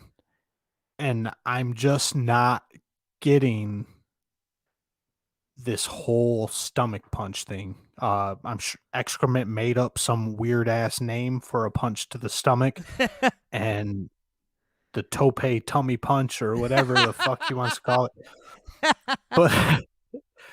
But a Go-Go is supposed to be a boxer, and how many times on ESPN, on boxing highlight reels, on Mike Tyson highlights, do you see belly punch knockouts? Yeah, Never. You're not going to see belly punch knockouts. Now, they may be a part of your day one training in boxing, where it's like, the body shots are everything. The knockout punch is the money, but the body, you know what I'm saying? You can hear that in a training gym, but it's not for TV. No, you don't. For national TV in front of 1 million people, you don't use a punch to the stomach to knock somebody out. What Anthony Ogogo has found that there's a nerve inside your elbow, and he punches your elbow really hard, and it knocks you out. Like, what the fuck? Well, hell, with AEW writing, I'd believe that they would come up with that concept. Do you want to know why? But why they're doing somebody it? teach this guy how to throw a working punch. There you go. He can fake the working. There's a lot of room for error in punching somebody in the gut. You can punch him a little harder and go, well, my bad, dog. Like, yeah, I really socked you in this tummy out there. But you throw it a little too hard to the chin piece. Yeah, and somebody's missing teeth. Or knocked unconscious live on TV, like really jacked up, right? I don't know. Tyson threw a hell of a working punch at Cash Wheeler last week, and that was to the jaw. And Mike Tyson's not even a fucking wrestler. So it's... Yeah, but Tyson was the boxer of boxers. His training had to be like when his coach would call out, we're going 10% today. Like Tyson could literally just know how to pull it back, and then we're going 82.6% today. Aha, that's different. Like he can punch you at different ratings just by dialing it in his head. This is all I know. And then just more annoying AEW tells here. QT finding the only wooden chair in the building. Yeah, that doesn't scream gimmick at all, does it? No. There's no... Plenty out of wood chairs. The 600 chairs in the building, this one's made out of weird, like teak wood or whatever, like driftwood. And yeah, there's no way that's gimmicked. He just wanted a wooden chair. Looked like a chair Bruiser Brody would have hit somebody with in the Texas Sportatorium in 1972. Somehow they got it on eBay auctioneer website here, but QT lines up Billy Gunn and he's going to smash him with the chair. Dustin Rhodes comes in with his weird fucking puppet mouth gimmick thing. His face paint was kind of weird. Dustin gets a hold of that chair, gets a hold of Nick Camarado, and shatters the balsam wood chair over Nick Camarado. And surprise, surprise, Camarado doesn't sell it. No, he's a big gorilla sumbitch. Yeah, he's a Bruiser Brody wannabe, and it's very apparent in this spot. And it stinks on ice. Precisely. Now we've got the Elite inside their trailer here, and Balding Buck, Nick Buck, whatever the fuck, Nick Jackson, whatever you want to call him, looks like he's wearing my grandma's fucking curtains as an outfit. I don't understand what this whole thing is, what the whole vibe the Young Bucks are going for now. Kenny Omega's trying to cut a promo, and we just hear horns honking outside. At this point, the entire Elite crew, the Good Brothers, the Jackson Boys, new nickname for the Young Bucks here. Cornette calls them the Cucamonga Kids. I kind of like that. The because they're from Rancho Cucamonga. Yeah, so the Cucamonga Kids, the Good Brothers, Kenny Omega, Don Callis, they're all looking out this big ass window to see who's honking. And in my eyes, in my mindset, they're looking at the person that's honking. Wouldn't you assume that? Correct. Now we go out. Because if you would be looking, you would look the way of the noise. Precisely. You would think we're inside the trailer here. You got 5 grown-ass men, 6 if Nakazawa's involved in all that. They're all looking out the same window, presumably towards the noise. Now we go outside the ring, and we've got a big-ass pickup truck with Eddie Kingston and John Moxley inside, and they proceed to ram the side of the Elite's trailer. No windows. No windows on the side of the trailer. Well, there was not the side towards the back, because he does. Oh no, that was when they came around. Yeah, my apologies. The side that they rammed had no windows. Because when they came around, he goes, "You got the pipe, you got the pipe," yeah. And they came around to go in, and then he smashed the window. They go around to the other side of the trailer where there's nothing but grass and a curb, and there's the big ass window. So unless the Elite, so it's either bad writing or the Elite heard horns on their right and then went to the left side of the trailer and all stared at the side of a building. Where could it be? Do you think it's coming from inside that building? That building's honking at us. Fucking goofs, man. Like, that was bad editing. It's just that these shows they're almost like they're written in 30 minutes. Just nothing makes sense. We're going to stare at the side of a building while somebody's on the other side of our trailer honking their horn. But whatever. Mox and Kingston smashed the trailer up, and the Elite are long gone by this point. Yes, they ran out of the same window they were looking at because they realized nobody was there, so they thought they should leave. Right. Right. Somebody's honking on the other side, and there's no windows. So we'll just go out this way. We'll look out the window and not see anybody, and then we'll leave.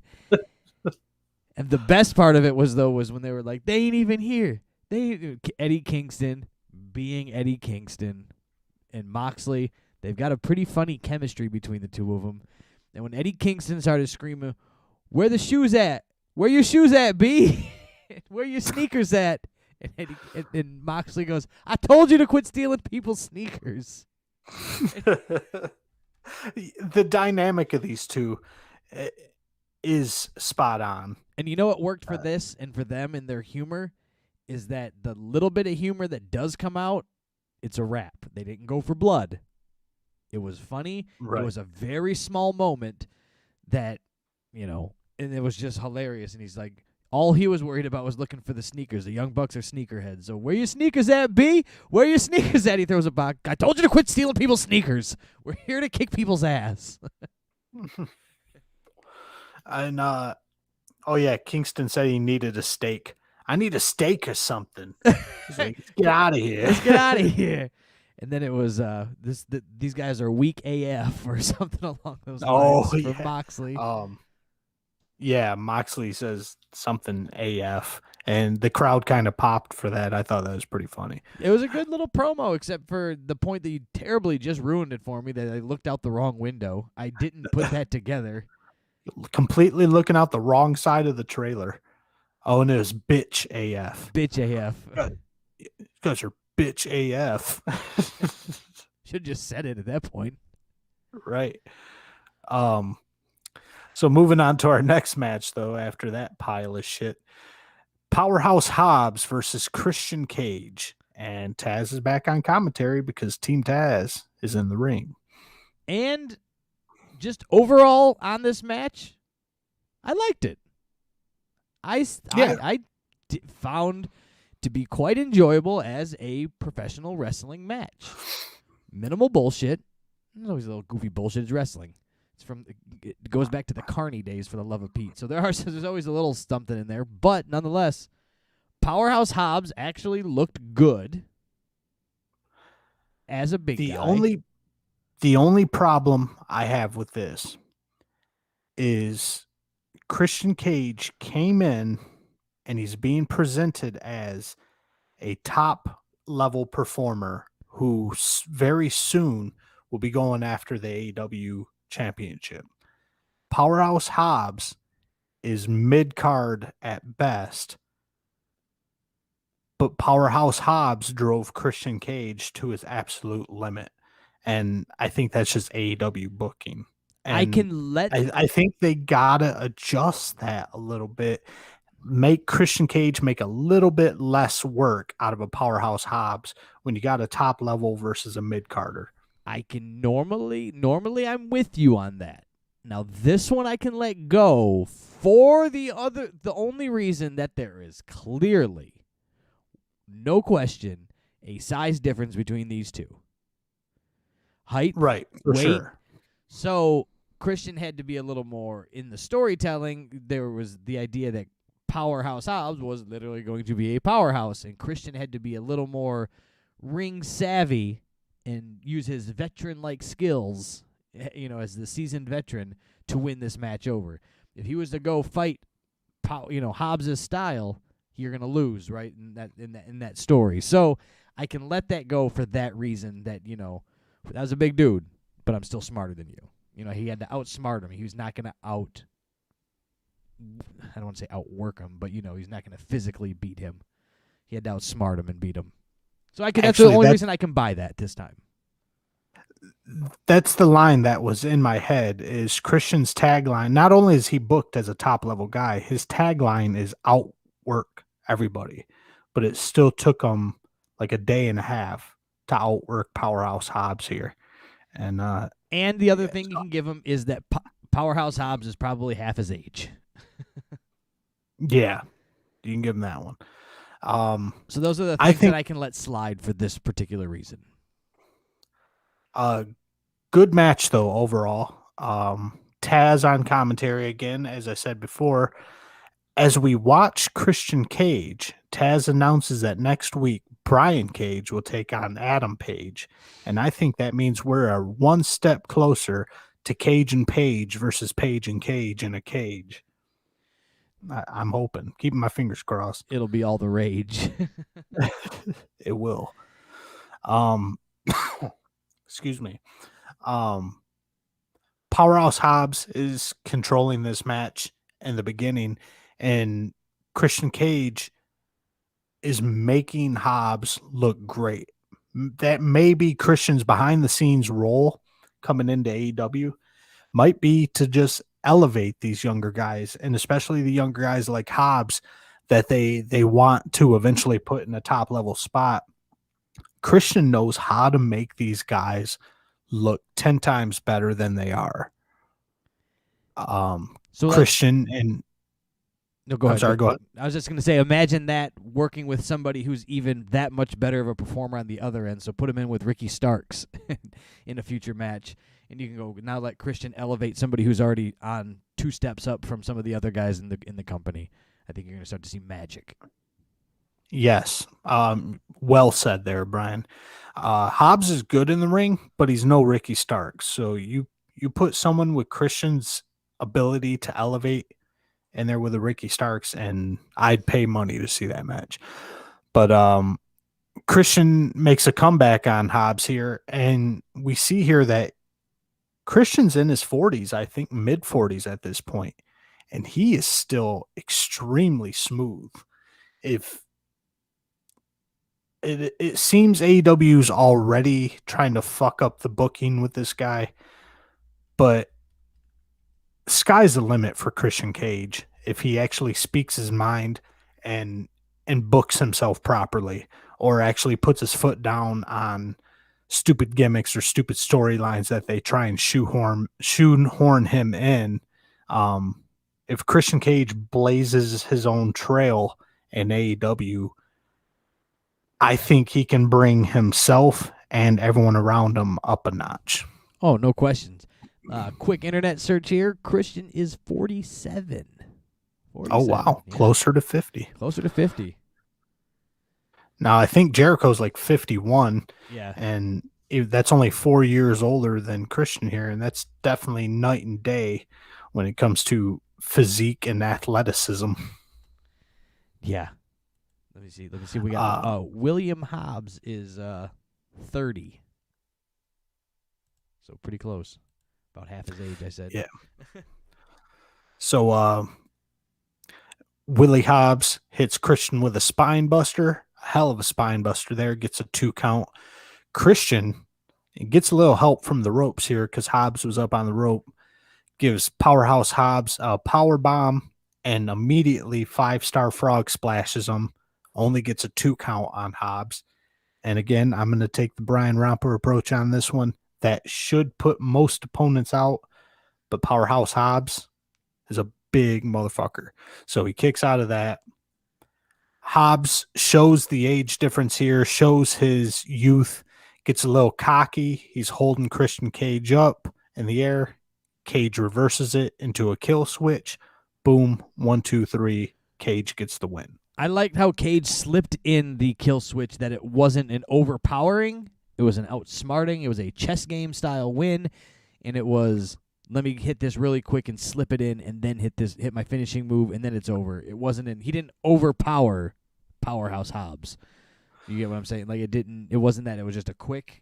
I waited for his moment to hit that move, and that's why I could buy the whole thing put together very well. That little guy, big guy, old guy, young guy scenario they had going on.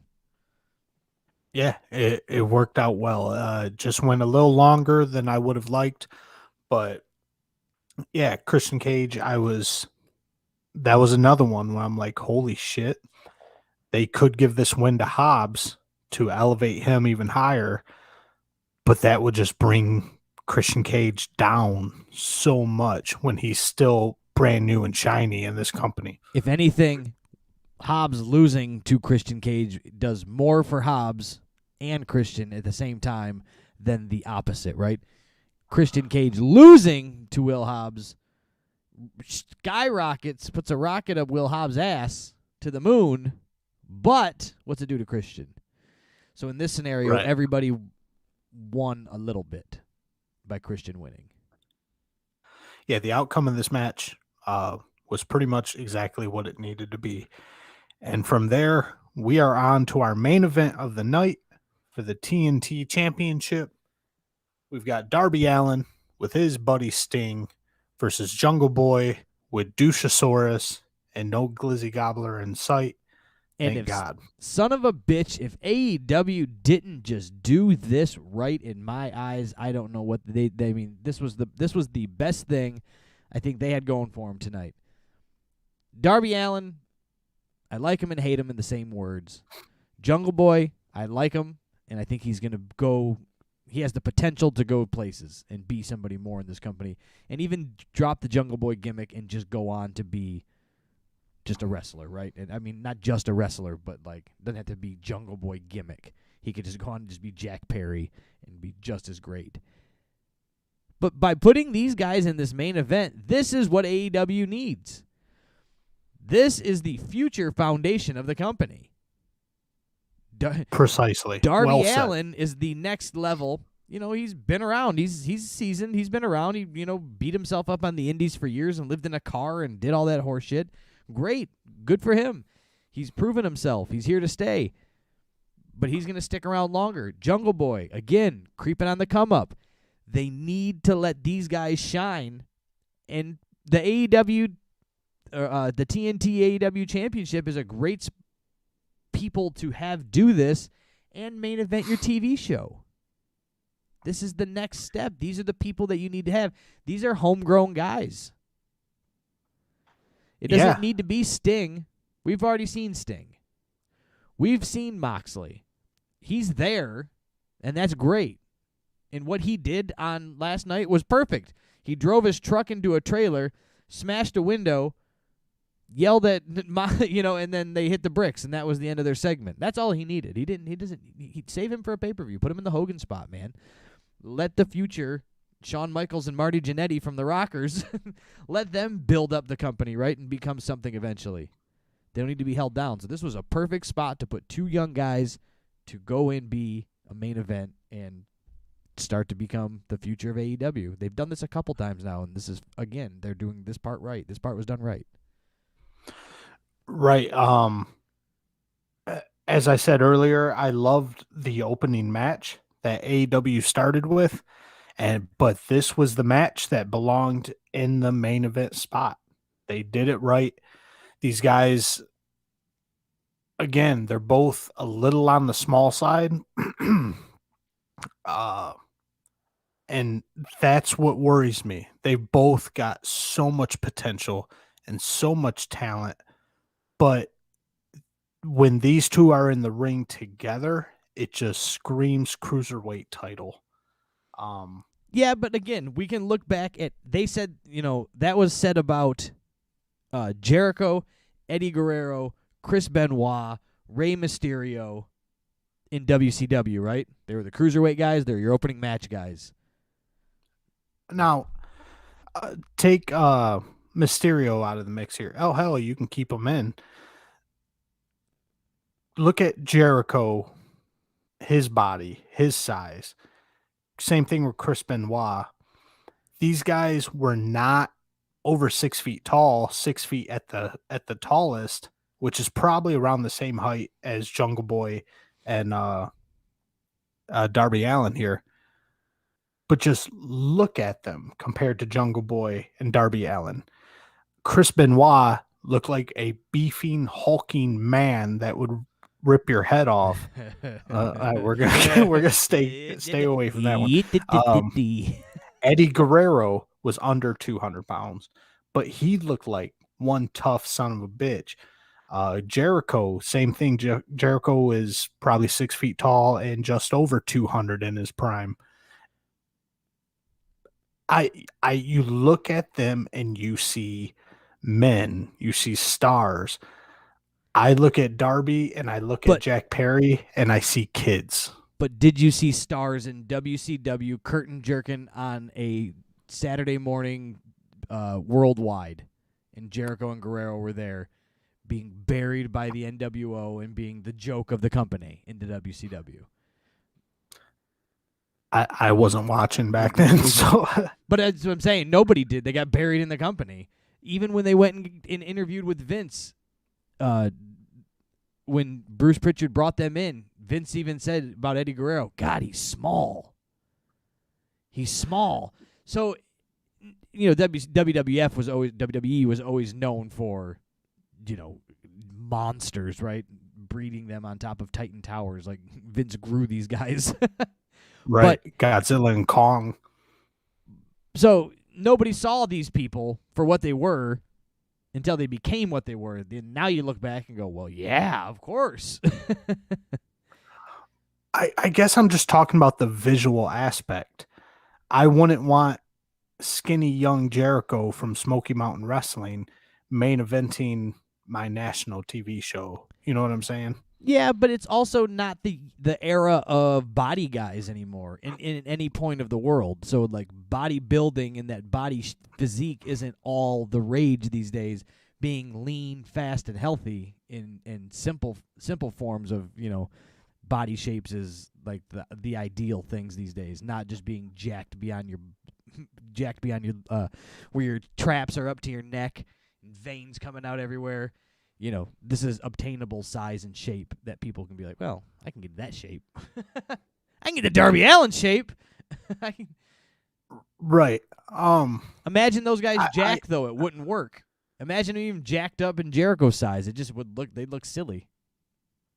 I beg to differ. I think if Jack Perry put on, but he wouldn't be able to move. 40 pounds, I don't think he'd be able to. Then he wouldn't be able to move the way he does. He wouldn't be able to carry 40 pounds and move the way he does. Yeah, I don't know. I'd be interested to see. Is basically what I'm saying. It's basically, I guess, in the eye of the beholder here. Maybe it's me because I've always been a big guy. Impressive athleticism in a combat sport entertainment is, I'm impressed by strength and throwing people and big guys who can do, like a Brock Lesnar before he damn near broke his neck at WrestleMania there. Brock Lesnar could do a shooting star press. He would do them all the time in OVW. You know, big guys can be athletic. I don't think it's a this or that. You either, in order to be athletic, you got to be skinny, or in order to be strong, you got to be humongous. Cesaro, uh, what didn't he do some shit to like the Big Show or Mark Henry? Yeah, Like, he's just a freak. So like that, but I just think that, I think if you look at MMA, the guys in MMA aren't jacked. The guys in their body weight and size would look like them. You go put them right. You go in, but again, you're in weight classes there. But they weren't fighting for they're fighting for an AEW championship, or they're fighting for the TNT championship. We're not talking the big Kahuna, right? Right. Just rename it the Cruiserweight and I'll be happy. Yeah, I don't know. I don't see an intimidating guy that I'm afraid to fight in either one of these guys. When it comes to wrestling and it comes to the guy who's gonna lead the pack or win a championship, I want him to look like Miro. I want to feel like I can't do that. You know what I'm saying? I don't watch basketball. I don't watch high school basketball because I could probably play with some of these high school basketball players. You know what I'm saying? I'm not like, oh, yeah, I want to watch high school ball because I can do what they're doing. Hell no, I want to watch the NBA. I want to watch LeBron James dunk it from the free throw line. You know what I'm saying? Yeah, but guys like Sean got over, Razor, Scott Hall. These weren't huge guys. They were tall. Scott wasn't jacked beyond his gills. Yeah, Sean wasn't. Sean didn't look intimidating to me. Yeah, there's exceptions to every rule. The Shawn Michaels, the Bret Harts, but even them, body-wise, they're both twice the size of Jack Perry. Visually, I know literally they're not, but I don't know. Believe me, I'm not. Shawn Michaels isn't physically intimidating like a hell, Scott Hall used to be huge. Well, or a Psycho Sid or anything like that. Yeah, I'm sorry. Scott Hall of AWA was jacked out of his gourd and had shoulders the size of boulders, but the Scott Hall that we all know and love, that was Razor Ramon and Scott Hall in the New World Order, was, not that. So yeah, there are, but how many Shawn Michaels is out there? There's one. I'm talking on that level, but still a normal size man. Jack Perry, for instance. Now, granted, I'm not shitting on Jack Perry. He is probably in my top 6 or 7 people on AEW. But God, he was just cursed with such a small size. He's got to be 40 pounds lighter than Shawn Michaels. And, I guess my point is to go back to one of the earlier episodes. Not every small guy has the potential to be Shawn Michaels. If I remember correctly, you've already bestowed that on Orange Cassidy. Yes. Orange Cassidy is going to be taking Shawn Michaels' spot any day now. Any day. So unfortunately, there's no room for Jungle Boy to take the same spot. Yeah, they're billing Shawn Michaels at 6'1", 225. Now, at what point of his career on this, I couldn't tell you.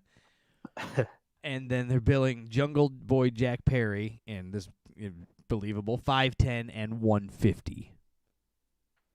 Right. So Shawn's got 70 pounds on him. I don't know. I feel like we're spending way too much time on this. I'm trying to convince you that wrestlers should be intimidating looking. I don't want to watch skinny kids that play street hockey wrestle. That doesn't impress me. Gymnastics don't impress me. Beating the shit out of somebody impresses me. And the skinny kid down the street riding his BMX bike, I'm not going to be impressed watching him fight somebody. You know what I mean? I get what you're saying, but what the point that I keep trying to go back to is that you don't see the star until the light, until it's shining. So you're not going to give the attention. All of a sudden, nobody believed Rey Mysterio was the guy until he became the guy, and then you believed, and I go back to this example all the time, a Rey Mysterio versus Big Show match.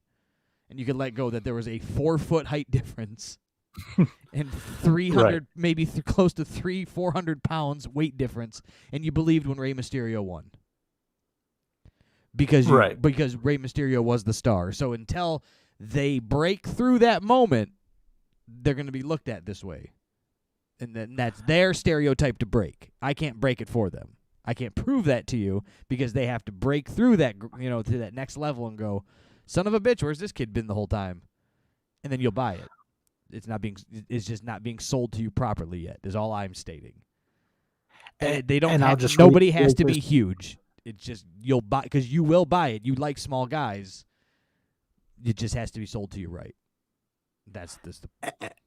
And I guess I'll just reiterate this one more time. I love Jack Perry in AEW, but unless Vince McMahon gets his hands on him, not Vince McMahon in particular, but a Triple H, somebody who knows how to make a star, unless one of them people in particular get their hands on Jack Perry and get him away from AEW, he'll never be a huge star because he's always going to be stuck and surrounded by indie guys who are just jacking Tony Khan for his money. That's another argument for another day. I'm just speaking on size. Right. And I agree with that. But I still think if WWE got a hold of him, they'd put a little weight on him. Well, they've also been known to pump you up with some some juice boxes. Some juice boxes. Get some lava bursting in the veins, boy. But anyway, I digress. Let's get to this match. This match was fantastic. We start this thing off right off the bat. Tons of mat wrestling. We get lots of holds, lots of reversals.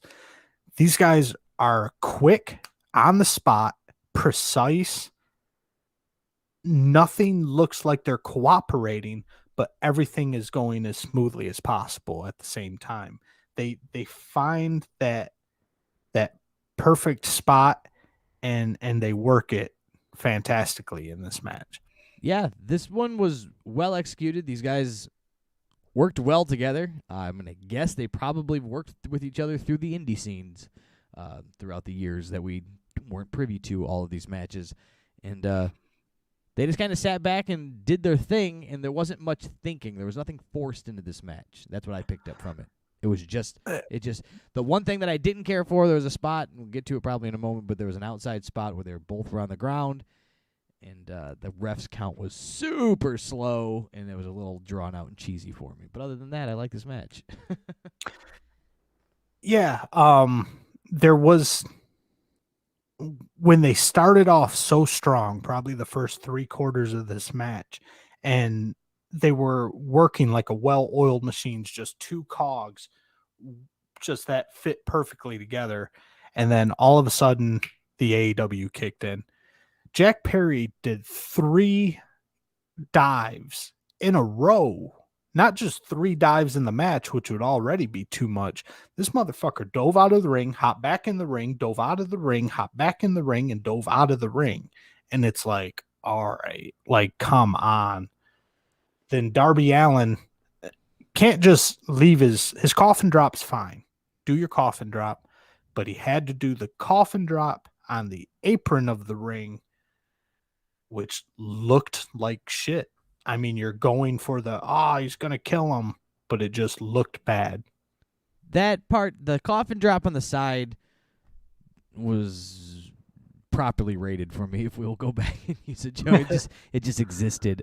Didn't offend me one way or the other. Didn't sway me. But the dives, I thought were going to go another way. I thought he was going to get greedy. It was going to show his greed. And then the third one was going to get jacked up. He was going to get hurt. And then that's where the match was going to take a turn. And it didn't. He just hit all 3. So right. And that's what it was. So it's like I could see 1, 2, and then he gets greedy, goes for 3, and then he gets caught into something, and boom, boom, boom. They're on the outside. Now the tables have turned, and your boy Darby Allin is in charge now. That's what I thought I was going to see.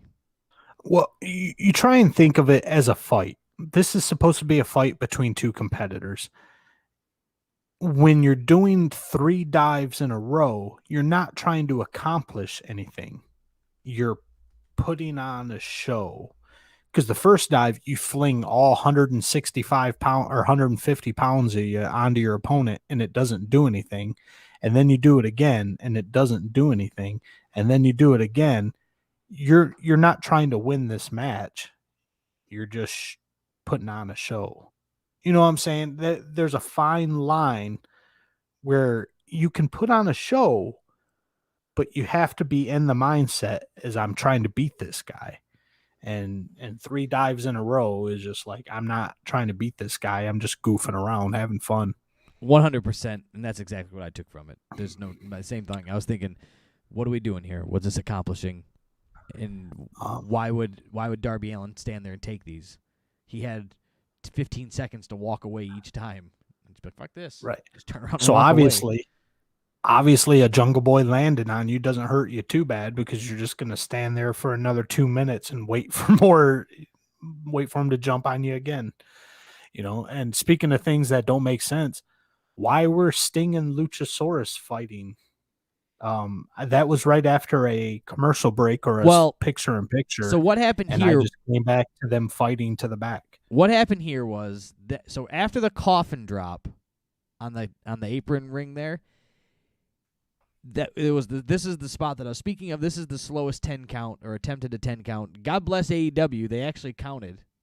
The referee, I think it was Remsburg, got to 9. So we know the referees can get there. And it looked like there was going to be a double count out for a minute, and Darby Allin slowly crawls and drags and pulls himself into the ring. The referee was still counting Jungle Boy out, and then by the about 7-second mark, all of a sudden he turns around to talk to Darby Allin in the ring. Then he turns around, he says 8. He looks around again, 9, and as he's doing something else, Luchasaurus grabs him and tosses him in the ring. And kind of helps Jungle Boy get in the ring to beat the 10 count. Okay. That being said, was super bad, super cheesy, and I hated the 10 count because it was so slow. I could have counted the 48. This is when Luchasaurus goes up on the ramp and Sting confronts him for interfering. Oh, okay. Luchasaurus lips off. There's a little, essentially, my dick's bigger than yours, chest bumping and pushing, and then they start fighting. They moved to the tunnel. That was the spot. And that's why it happened. Huh. It did make sense in the story for a bit. For what it was. All right. So I guess it makes a little more sense than what I saw, but still. It was still unneeded. It was just shoehorned in. I was praying the whole time because this match was keeping me pretty interested the entire time. That I was like, man, don't let Sting and Luchasaurus get involved. And they did not, but they they involved themselves and then they left, which was fine. I could deal with that, I guess. Then this match picks right up again after that whole 10 count spot thing. Jungle Boy hitting a huge lariat on Darby Allin here, then hitting him with a pretty ugly brain buster and then a running elbow, and just gets a 2 count on Allin there. Then he puts Darby in the snare trap, and Darby Allin gets to the bottom rope. But this is another one where I'm thinking, like, holy crap, Jungle Boy's going to win this. I had a thought that they might do something here, but I was, there was a feeling that thinking something could happen here. But yeah, there was multiple matches that were still booked like an amateur, but booked just good enough to where you're like, they could do something. I got to watch this because I want to see who's going to win, because I really don't know who's going to win. Agreed. Jungle Boy's tossing all those moves out there. So he's got his snare, he's got surfboards, he's got lariats there, and Darby Allin showing his grit when Jungle Boy gets him in that snare trap again by gouging his eyes, and a little dirty work there from Darby Allin before he hits the Last Supper, which I don't think I had heard that before. I'm like, no, I missed that one. They just come up with the most obscure names, random names. I think excrement names all the moves. Grabs out of the hat. Darby Allin ends up retaining his title after hitting the Last Supper, and we can't just leave this alone. Why are Scorpio Sky and Ethan Page now a thing? It's why are they together? Ethan Page just got into the company. He can't bitch anything like Scorpio Sky about being held down and, not put on TV.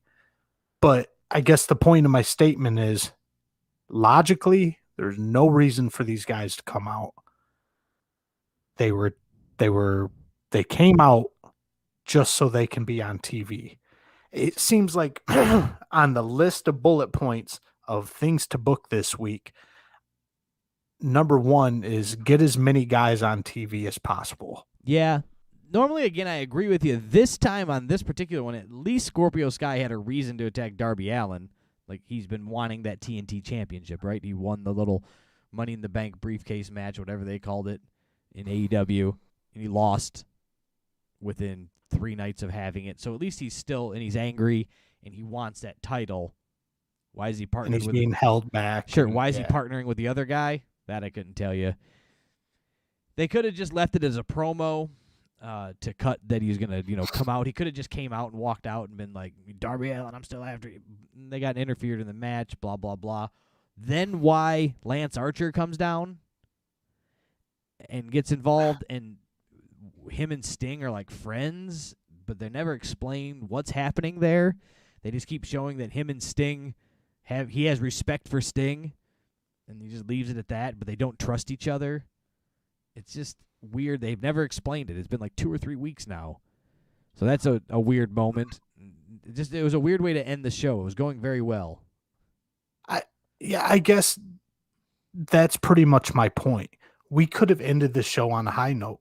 We had a fantastic match without we had a little Cirque du Soleil shit in the middle there that was kind of goofy, but the ending of this match was great. We were on a complete high note of this night by the ending of that match. Jungle Boy coming this close to snagging that TNT championship out of Darby Allin's hands. Darby hitting that Last Supper at the last minute and retaining. That's where we should have went off air. And here's the thing that I will stick with. Continuing with this, going to fantasy book the territory for a minute. It goes off air there.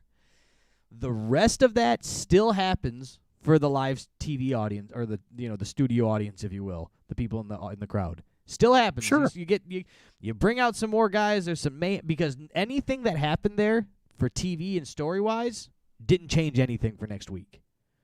They didn't say because you got involved, Lance Archer, because you got involved. They didn't make any tag team matches. They just said, "Wow, that was a crazy night. We got to get out of here." They should have just left it, like you said, go off the air with Darby Allin holding the belt. The rest of that stuff still happens, and then they use social media. After we went off, this is what happened. Lance Archer came down. Scorpio Sky got involved. What do you think they're going to do Wednesday night? It's a perfect Instagram commercial. It can be 15 seconds. Edit it up. Send it over to me. Send it over to me. I'll do it. I'll make you a reel. I won't even charge AEW. Instead of going off air on a high note, we go off the air with Lance Archer getting beat up and Sting slowly walking down to the ring with his baseball bat.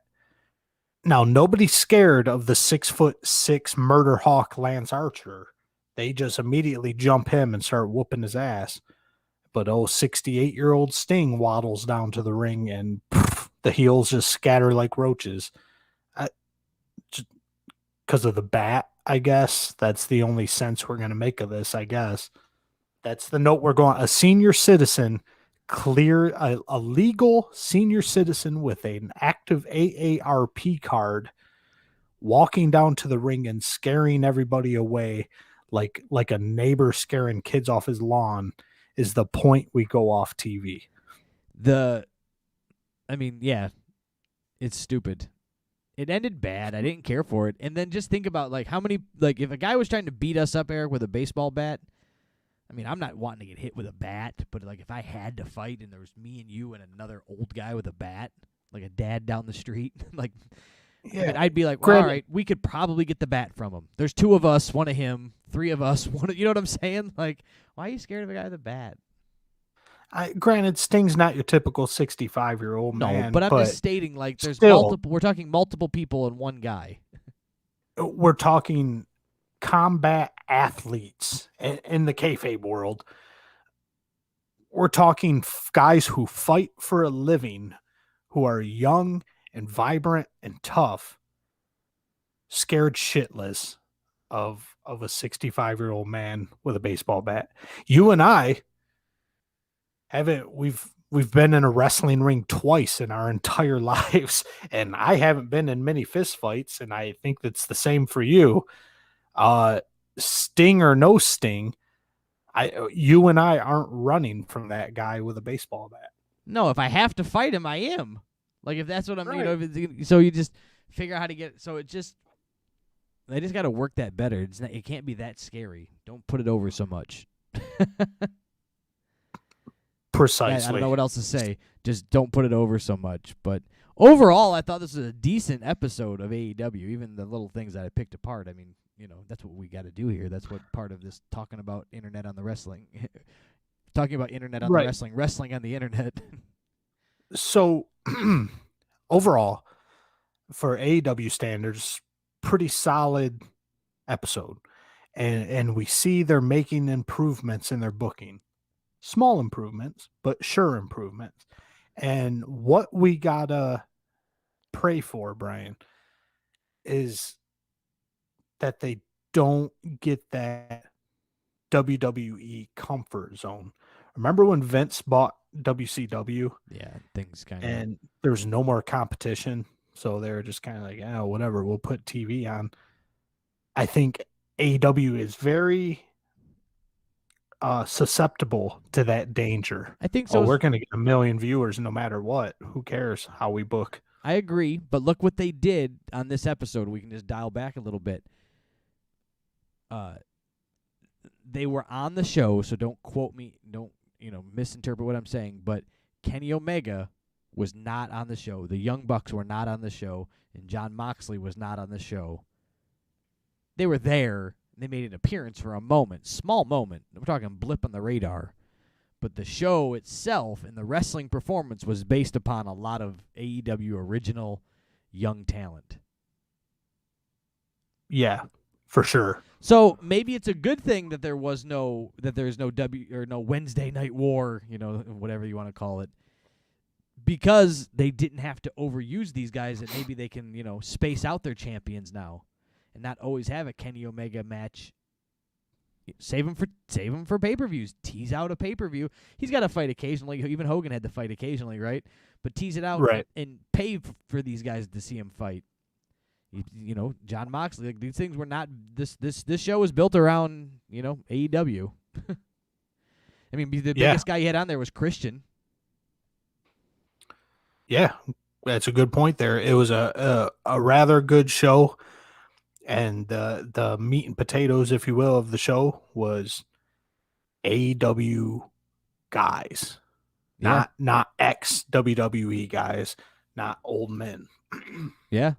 So maybe if they keep going that way, I think you're going to see a lot of positivity come from it. Now, again, if it can go the other way as well, we haven't tipped one way or the other yet, but yeah, it could go really bad or it could stay good. But other than that, I think that wraps up our show for talking about AEW and pro wrestling this week.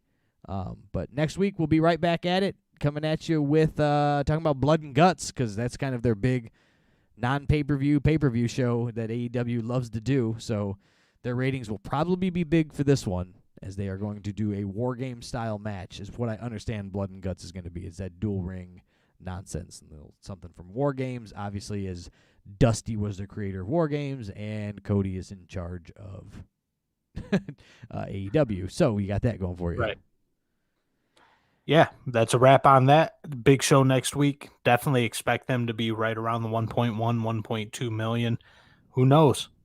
I think everyone's been, or AEW fans have definitely been looking forward to Blood and Guts for damn near a year now, or over a year.